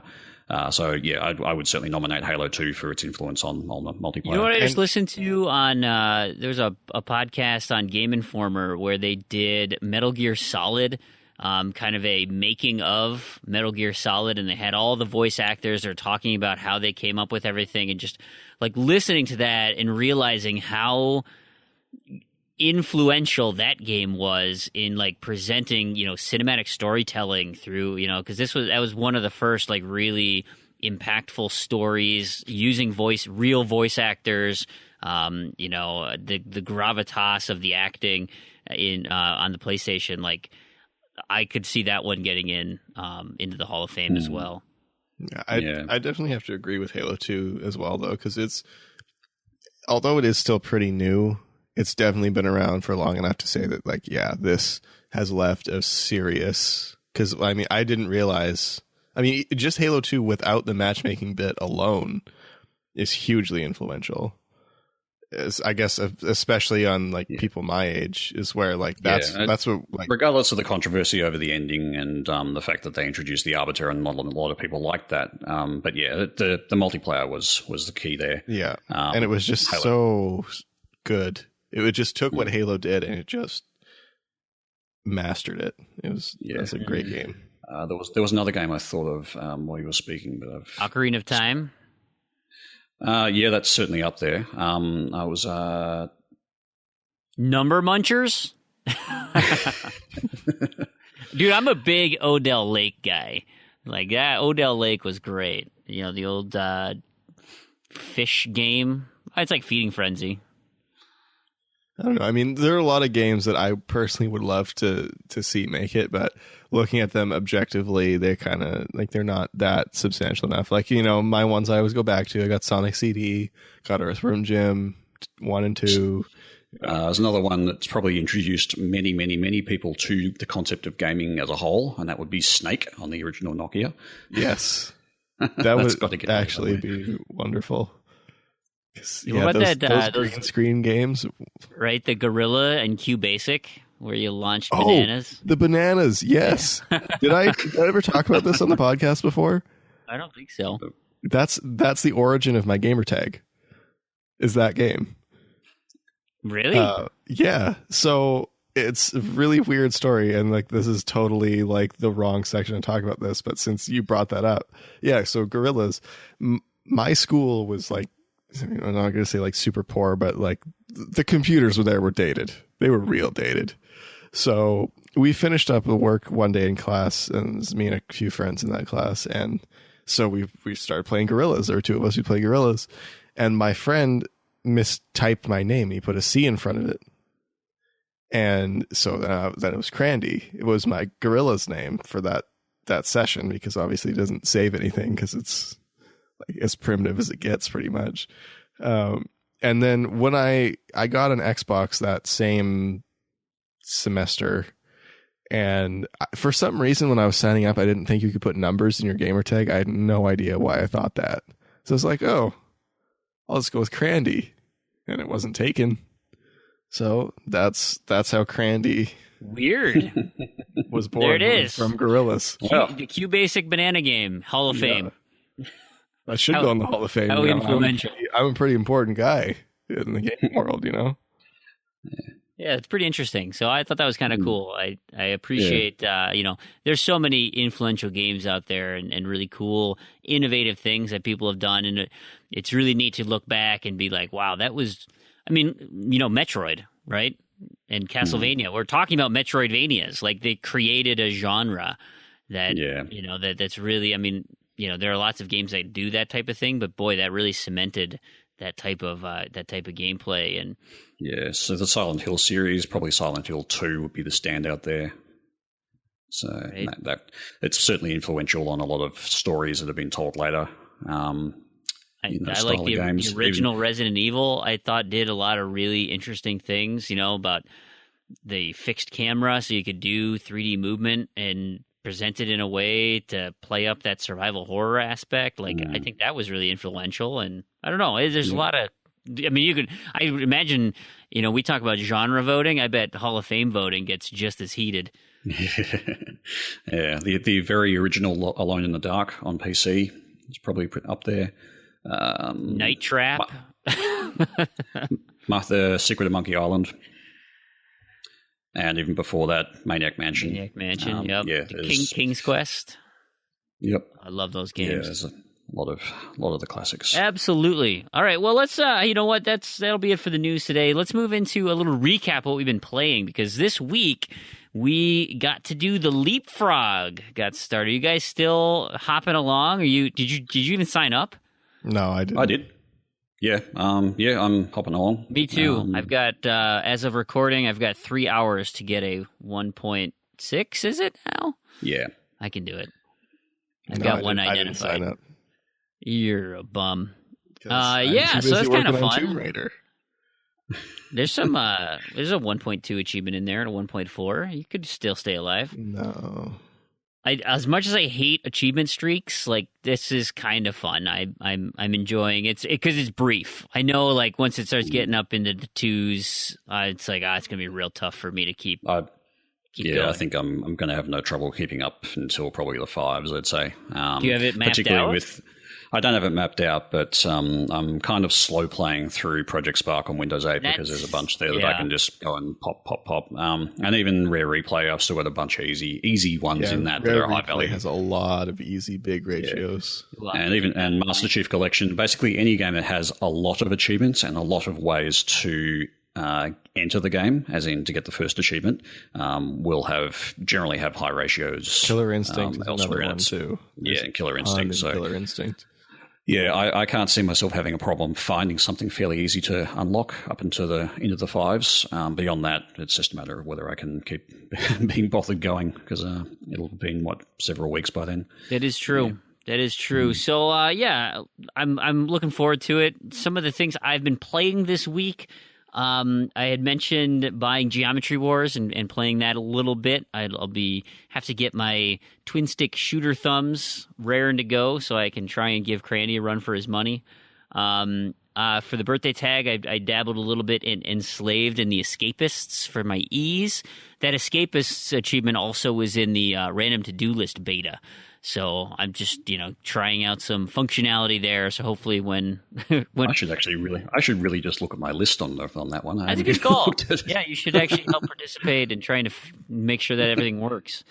The two big things I've been doing all week, Project Spark, of course, going in, doing some dailies, getting the challenges and stuff going. And huge thanks to my good friend Terrigan, who made the trip all the way over here to play a game for me, because for whatever reason my Xbox doesn't like to register that I achieve things. So I have done the daily challenges myself 3 times, and so I needed some help. And Terrigan, of course, you did it, and it happened right away. I mean, you had to wait maybe 3 minutes, but suffice it to say. And so we also did the Rising Star boosting session on Monday. And guess what? 110 downloads, like a champ, no unlock. So I don't know why Project Spark hates me so much. I really don't. So, Crandy, I'm hoping when you come around to it, you guys can help me out. This next weekend we're doing it. So if you want to jump in. Yes, please. that would be great. Finally, I played the Overwatch beta. So Overwatch, they sent me an early beta code, and so I was playing. I haven't been in it since they said they took out multiplayer for whatever reason. Competitive multiplayer, that's weird.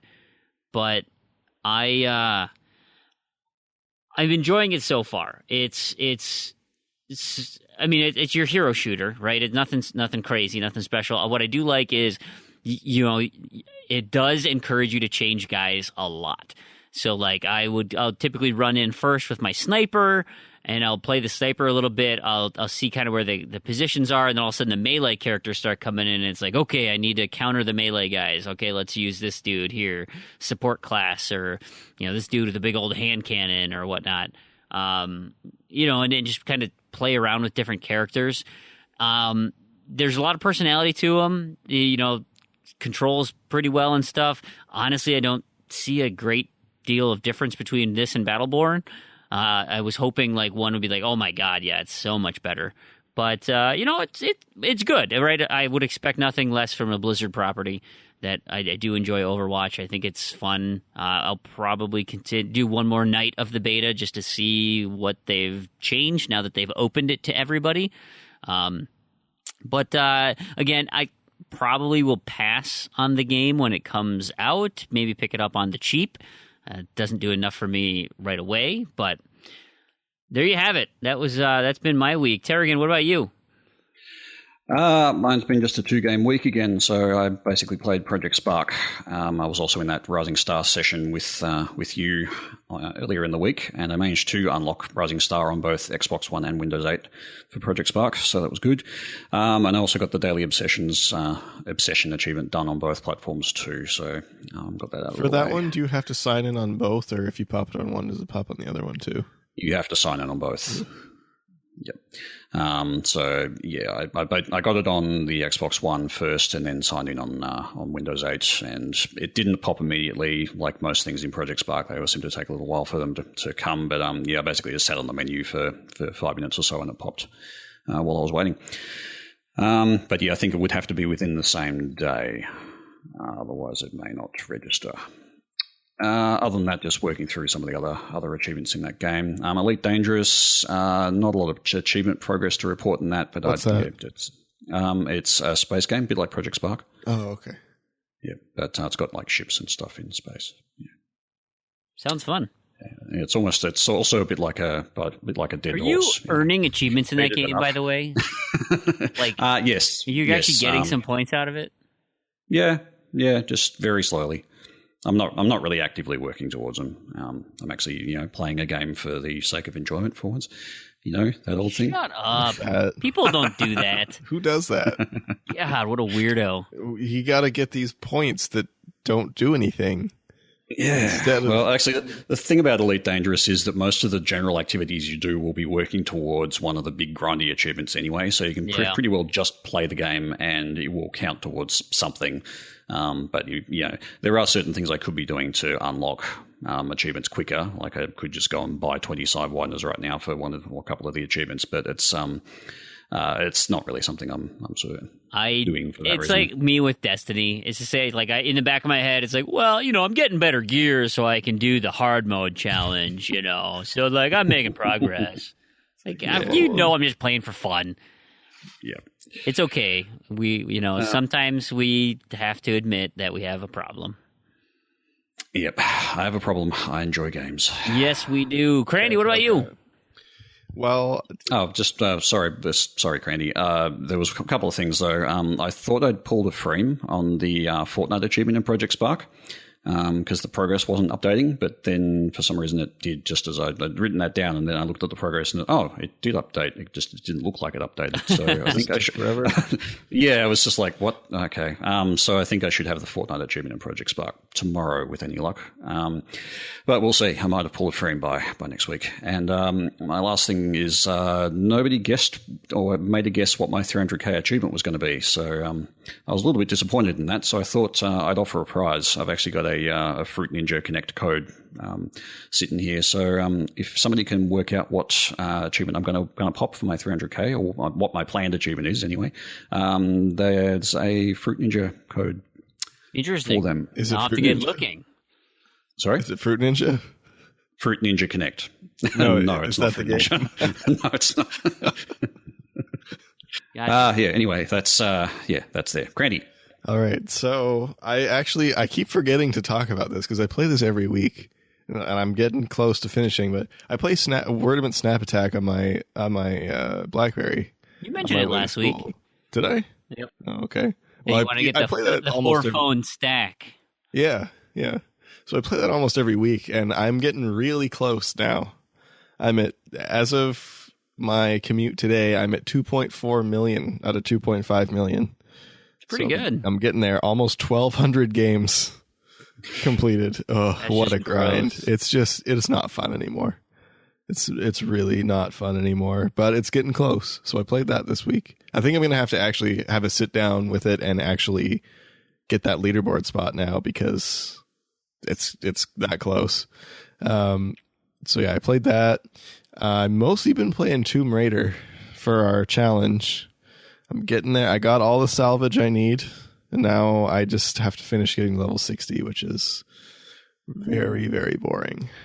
Yep. Very boring. It's Try like and find a partner. It's quicker. oh, I've been doing it with 2 boxes, so I'm Oh, doubling what the single person Yep. method gets. Yeah, so you're going to waste me on that one. that's pretty boring. Turns out I think I missed one of the missable achievements though, so I think I'm gonna have to do another full playthrough. Although it's not gonna have to be complete; it's still a full playthrough. Let me guess. It's the one for getting all of the speech. I the believe talking it ones. is, and I think there's one other too. I'm gonna have to double check on the other one.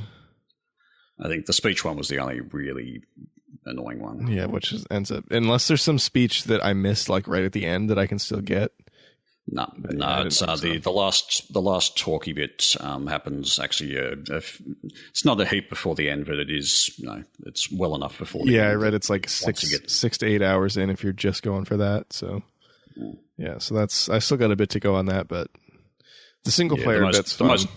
The most common bit to miss actually is when you go to collect your pack from the wolves after you've met up with that guy, I forget his name, and he's injured. You've got to go back and talk to him there, and then you've got to go back and talk to him after you are about to go into the next area. He's right there, and you've got to turn around and talk to him there. If you miss him there, then you miss it completely and start again. I've done that about 4 times. Yeah, I wanted to go into that one kind of as just the experience it, so I don't mind having to do that replay just because it's such a kind of story intense game that in that kind of situation that I don't mind putting an extra 6 to 8 hours in or something like that, or an extra play maybe, because I want to get that full experience out. But now if I was going to do the Xbox One version, I would be planning it out and really following it kind of closely. So yeah, I've been playing that. And the other games I played, what did I play? I started Saints Row 2 German version, and I forgot how much fun that game is. The German version's actually, it's missing a fair bit of content, and I don't think it got all the patches the international version got. So it's kind of buggy. I mean, it's not like game-breaking buggy, but it's definitely noticeable. Kind of some of the stuff that I feel like shouldn't be happening. I don't know. Maybe my memory's lost since it's been so long since I played Saints Row 2, but that's been fun. I've been playing that with a friend in co-op, and we're just kind of starting that out and ripping around the city and shooting people and stuff. And I also finished Dead Rising 2 this week. So did that. I almost did the full 72,000 kills in one sitting, which I'm kind of. Sounds absurd. See, it's so easy though, because like I've played. This is basically my 3rd time through Dead Rising 2 since I did Dead Rising 2 on PC and I did Off the Record on PC. So really, this is like my 3rd kind of run with Dead Rising 2 because they're both pretty much the same game. So it's like, it's so easy for me now, like just ripping through the story, doing all this stuff. So I was watching Seinfeld killing zombies for like 6 straight hours. I didn't quite get there though. I think I was like 10,000 off, and I had to mop it up the next day. But so yeah, I got that one done, and that was it for me this week. It's pretty short week. Uneventful. Yeah. Well, awesome. That's fantastic. So covers our recap. What about the feature content this week? It's the start of the new month.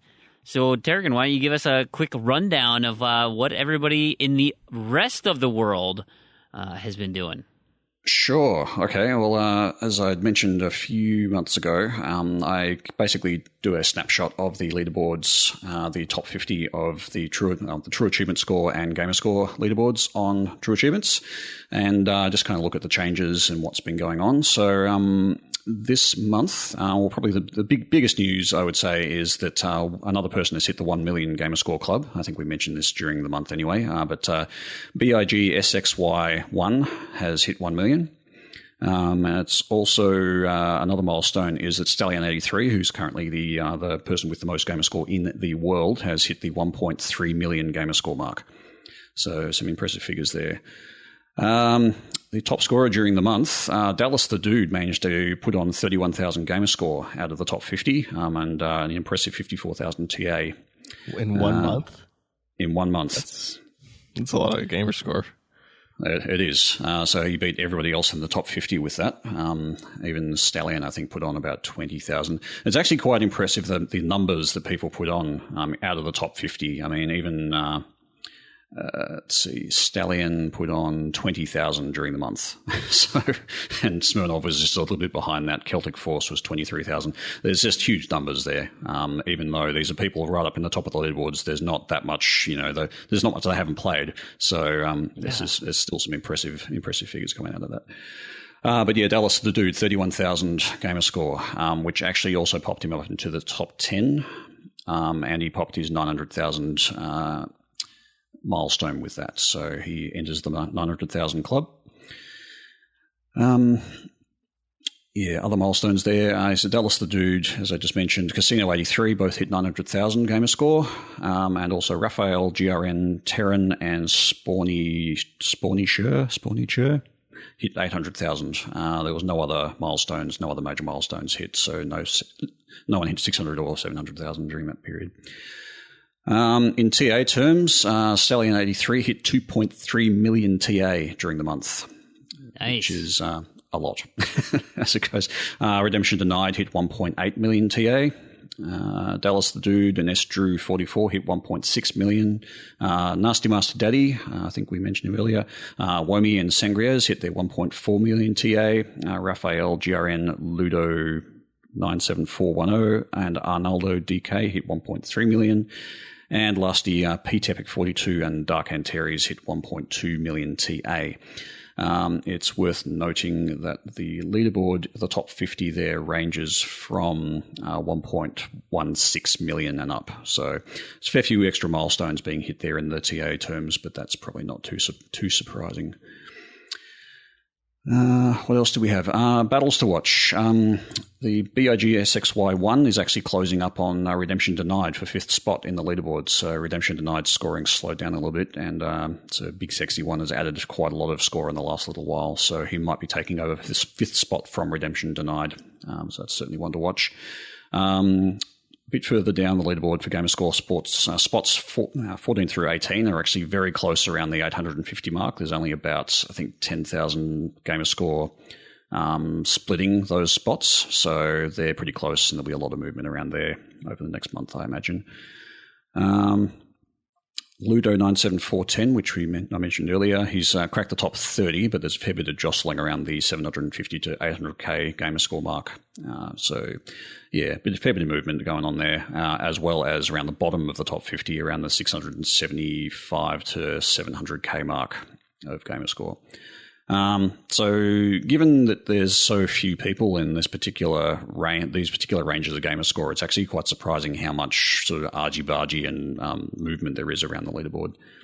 What argy-bargy? What the hell is that? Probably an Australianism there. Yeah, I haven't heard that one before. Okay. I mean, I get it. I get it. Yeah. So Yeah. Without context, you're just like, hey, argy-bargy. I don't know what's going on. That's great. All Hands 238's right on the bottom of the top 50 there, and might drop out just based on what's happening. So we see we might have somebody else entering the top 50 next month. TA. So TA battles to watch. Stalis the Dude overtook Estru 44 for 9th spot. But yeah, we'll see how that one goes. Jimmy Hova overtook, I can't even say that name, Chidalaka Chavez for 12th spot with a convincing 32,000 TA.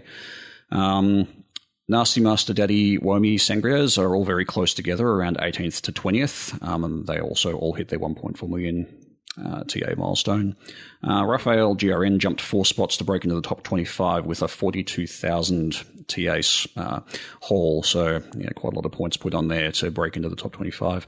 But Unaware Boss and Mini Yoga are very close behind there. So they're pretty close together.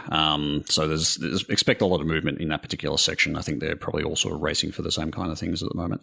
Al Nitram jumped 4 spots to hit 40th place overall, but Claudio 10 Juve, it's Juve, and Sir Draven are very close behind him. And there's one I've been looking at, which is TJAYARS, TJAYARS, has been sliding slowly down the leaderboards. It doesn't actually look like they've put on any score at all in the last 2 months. So I think they might have quit Gamerscore. Interestingly enough, though, their true achievement score has still been going up, sort of passively, I imagine, through ratio. So it's sort of interesting that they're still getting TA and 0 gamer score and very slowly sliding down the leaderboards as people pass him, but he's still hanging in there. And that's about it for my leaderboard wrap-up. Cool. Any comments, guys? Awesome. No, that's quite the comprehensive list. It's really interesting to follow all that stuff. We should almost have a secondary list of like the Z to Z podcast leaderboards and see if there's any exciting movement there. I don't know if it'll be as cool, but might be something to look at 1 month. 30,000 gamer score in a month, but hey, never know. Can't all be awesome. And I'll certainly help make everyone else look way better because my scores always are terrible. You're not that bad. Yes, you are. Just saying.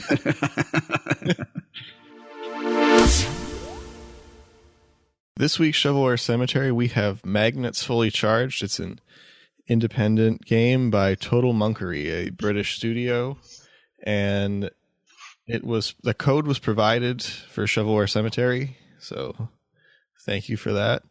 And so it's kind of it kind of looks like a puzzle game, but it kind of plays more like an action game. So what did you think of it, Damien? Yeah, so when first loading it up with a lot of kind of indie games, it's always that's that defining moment of, oh, wow, is this going to be atrocious or is this going to look clean and polished? And at first, when I first loaded up and going through the tutorial, I was like, okay, it was playing really smooth. Character looked really nice. Okay, you go through this tutorial, get the basics of how to do the control, and it was like, okay, I could see this, getting pretty good. But I think what I didn't like was that was kind of it. Outside of maybe developing 1 or 2 more character skills like jumping by the end of the first stage, that was it. It just kind of starts building plateaus, and then it's 4 levels. Plateaus very quickly. Yeah. So that's one kind of downside, is it is extremely short. You could probably get through the game, I would guess, in a couple of hours. And this is the price point on this one is $15 US. So kind of for that, I think it maybe was a little too much. I would say in the $10 range would probably be all right. Yeah. But when you kind of get into the 15, it's getting a little up there. But the nice thing is it's very easy to pick up. So although it does plateau very fast, you basically learn everything there is to learn in the game in 10 minutes. So and it's very simple. You just have your main attack, your jump, your run, and a secondary attack. So it's easy in that aspect, but it does unfortunately get very repetitive because it's essentially just the same thing in every level except for the bosses that kind of pop in here and there. Yeah, I could see my son playing it just briefly and getting behind it because it's easy. It's not a whole lot of complicated control sets, but for a, more seasoned gamer, you're definitely going to find it's not very it's very, as I said, it's really clean, it's polished, but it's forgettable. It's done, and for $15 with some other titles out there, it's not bad, but I don't see what really is bringing it above the cut of a lot of other just half decent games. Yeah, and I guess the biggest thing too is you look at, what else can you get at that price point? And I think that's the kind of biggest thing to compare to is you could probably get something better at that price point, where if it was a little lower, then it might be a little easier to justify that. And so basically what it is you have these enemies that spawn infinitely. So you destroy them, they drop scrap, and then you take it and recycle it and get a part, and then you put this part in the slot to complete a circuit that finishes the level. So that's kind of sums up the whole game. You do that. And and like you said, Damien, it's not bad, but it's not exceptional either. So you don't. I was going to say you don't like your protagonist. Your main character is like to the point. What was his name? Oh, I don't know. I don't remember. And yeah, there's not much for story. It's pretty much it's an action game, and it does get straight into the action. You kind of jump right in.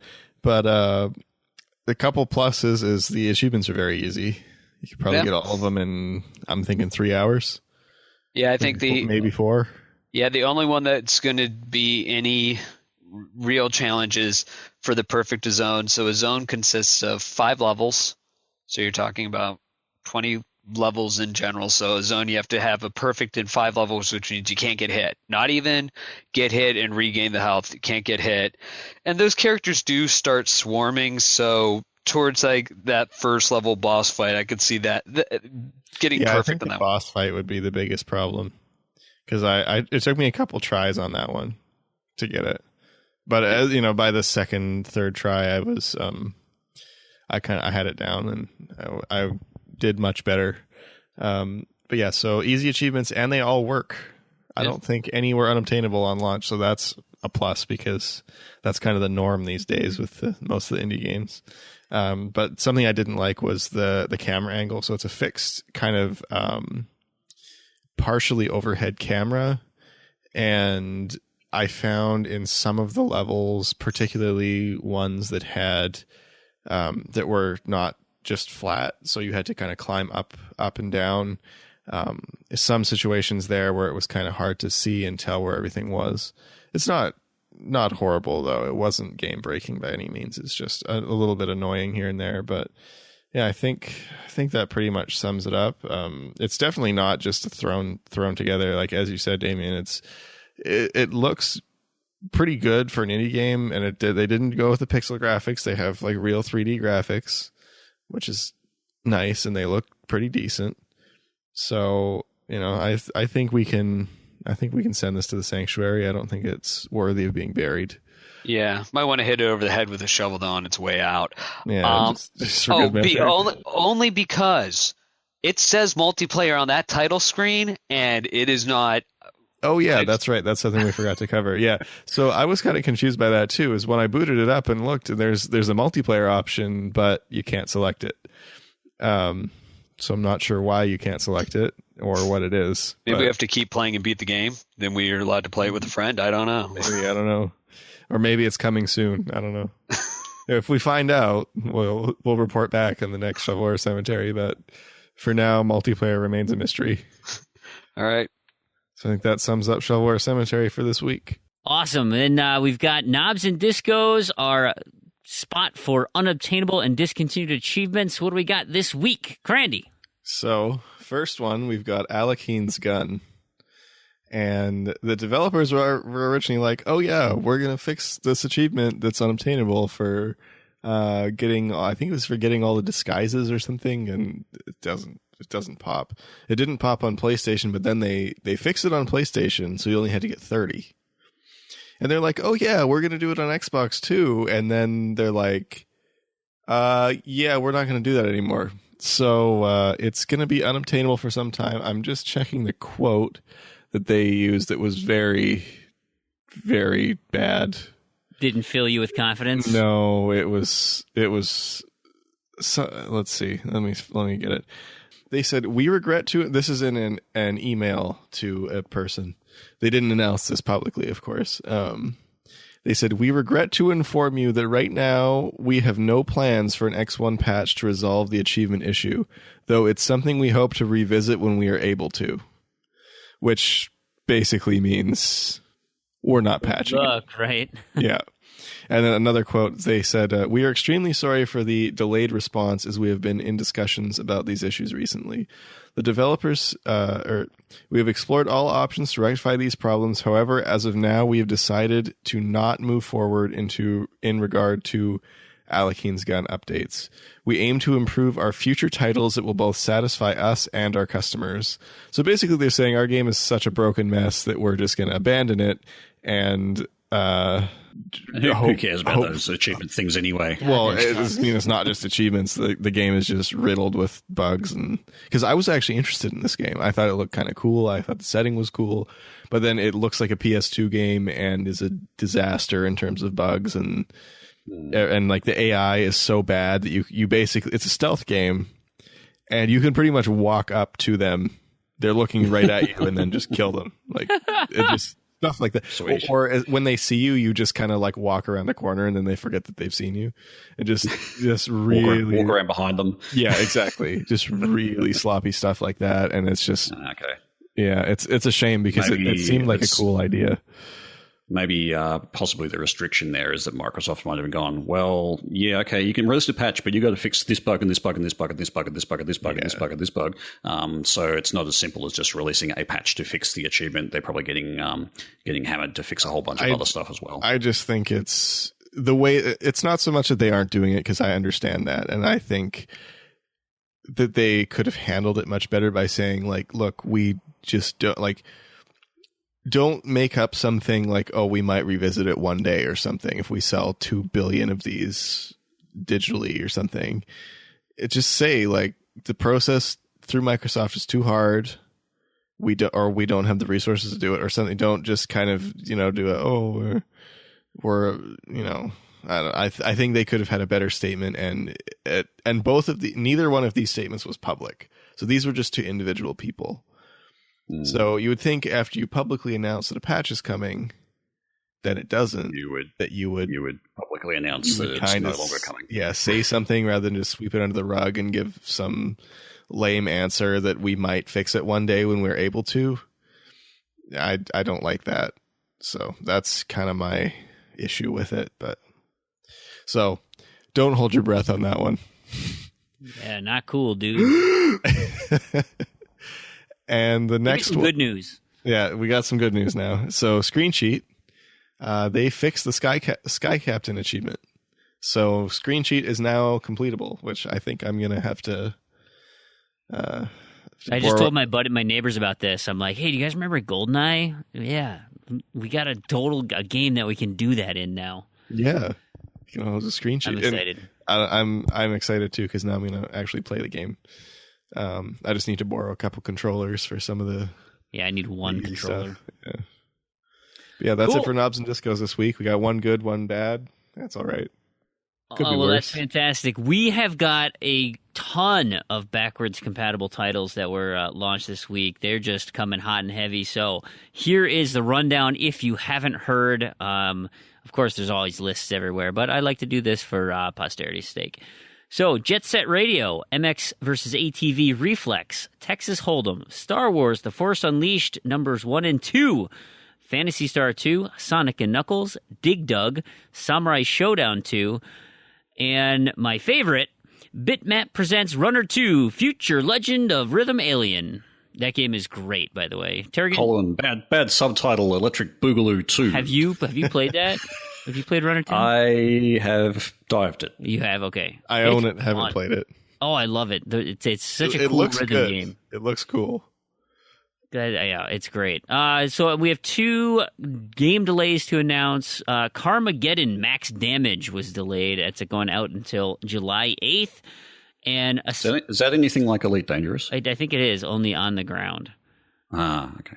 Assetto Corsa has been delayed again. It was delayed originally from April into June, and now they're saying, June's not going to work either. August 26th, so at the end of summer, you get your racing game. Sorry, but that's what happened. So that's a bummer, but that's what we got. Tons of backwards compatibility, so that's great. I'm excited about those. And then a lot of that is I'm waiting for, because I know you own all those, like a ton of games, Terrigan, so I'm just waiting for What, me? No. things I to don't just know. show up that it's like, oh, cool, backwards compatible. Apparently I get access to that now. All right. And now to wrap things up, We got to draw our winner. we got to draw a winner. Let's do that. So our winner of the, what is it this week? It's the 101 Ways to Die code is Is it me? Tell me it's me. Is it me? it's Spanky and Sprockle. Hey, all Hey. right. Way to go, Cal. That's great. So on Wednesday, when this airs, you will get some kind of message from me with your code. That's For awesome. 101 Ways to Die. Very fun game. Hey, since we were talking about the Butterfly Effect movie today, for zombie news, I typed in zombies on the Butterfly Effect page, and it brought me to this amazing live science. It was livescience.com, and I've heard about this before, but it's super cool. Anyway, there is a virus out there that infects gypsy moth caterpillars, turning them into zombies, essentially. Ultimately, what it does is it messes with their brain. There's a hormone in the caterpillars where the virus changes their behavior, so they don't go into a molting phase where they kind of stop eating and start molting. Instead, they feel urged to climb to the top of a tree as high as they can go up into these leaves, and then they die up there. And the process then turns them into to liquefy. It makes caterpillar goo up on the leaves. And then once anything jostles the leaves, the wind or a bird comes in or whatever, it starts throwing clouds of liquefied caterpillar goo filled with virus particles all over the place. And so it can go infect other places. The scientists they identified the exact key hormonal ingredient that did it. They had the virus infect both caterpillars with and without this specific viral this hormone, and the ones that did not have this, they stayed at the bottom of their little terrarium and died on the ground. But the ones that had this, they called EGT. They actually climbed all the way to the top of the terrarium as best they could, hung upside down, and then died and turned into liquid caterpillar goo. That's not the only animal that these zombie behaviors have been in. There's the ants, but that's a fungus. So think Last of Us, right? There's a fungus that gets into a zombie ant's brain, and they essentially do the same thing. They feel obligated to go climb, and then the little mushroom comes bursting out of their head. There's also a single-celled organism, a protozoan, that can do this to mice. The mice feel obligated to approach cats and then get into the cats as well. It's just crazy. I mean, at some point, what's to say this isn't the stretch to humans? And think of those birds, right? They go up there and they eat this caterpillar, and all of a sudden now you got bird poop filled with zombie virus in it. Scary stuff. Anyway, that'll be it for Zombie News Corner this week. Well, thank you so much, everybody, for listening. It's been a great show. We had a lot of fun recording it, so I hope you also enjoyed listening to it. But hey, out there, if you guys could help us out and leave us a rating on iTunes, Google Play, whatever podcast app you're listening to, just take a few minutes and leave us a rating. That helps us get noticed by other people. We would absolutely love it, and it's a free way to contribute to the show. And of course, continue with your tweets. Remember, we are at Twitter, Z2Z, ZEDTOZED. We also can be contacted via email, contact@Z2Z.com. There's the leaderboard set up at True Achievements that Decoy wants to give a code away to, but at least it's certainly a way for us to communicate with everybody. For other contests, any announcements that we might have, there's lots of good stuff to be had. Of course, our website, Z2Z.com, the show notes. We got credits of where we found our news, who we want to give credit to, all the people that have helped support us and given shout-outs to. And of course, we've got so many sites out there that help us in our achievement hunting hobby, like TrueAchievements.com. Couldn't do this without them. The Achievement Hounds community and all our friends over in those forums. The XboxAchievements.com, the Xbox Roundtable. Of course, IGN has helped out. GameSpot helped out a little bit this week. And where else did I find my Battlefield stuff? YouTube has got some good stuff for me this week with their announcement stream. So thanks, everybody, for providing content that I can gobble up and pass on to you. Of course, we couldn't do this without the support and that Microsoft is giving the Xbox console, so thank you to them. And on behalf of Terrigan and Crandy, this has been Brandon, and to all you achievement hunters and Gamerscore junkies out there, thank you so much for listening. We'll catch you next episode. See you later, guys. Thanks for listening.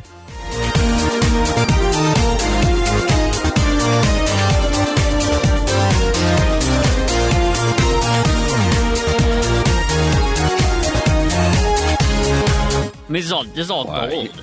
I mean, this is like out there. We're talking about P90X and smoothies and bananas. That can be our featured content. Yeah, right? Recipes with pre-show insight. Right. What do we do before we record? We talk about P90X and bananas. Not at the same time. Well, kind of.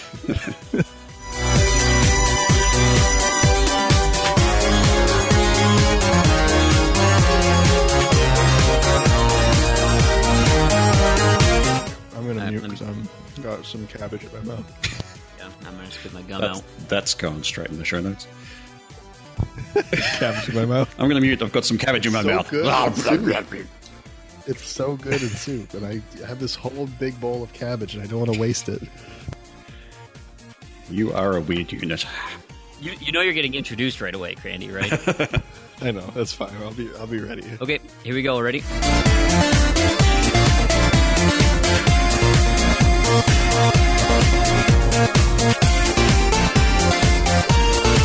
This is very recent, so it's going to be kind of dated, but it's gonna. This is the thing that's the thing that's words. That's a train wreck. Anyway.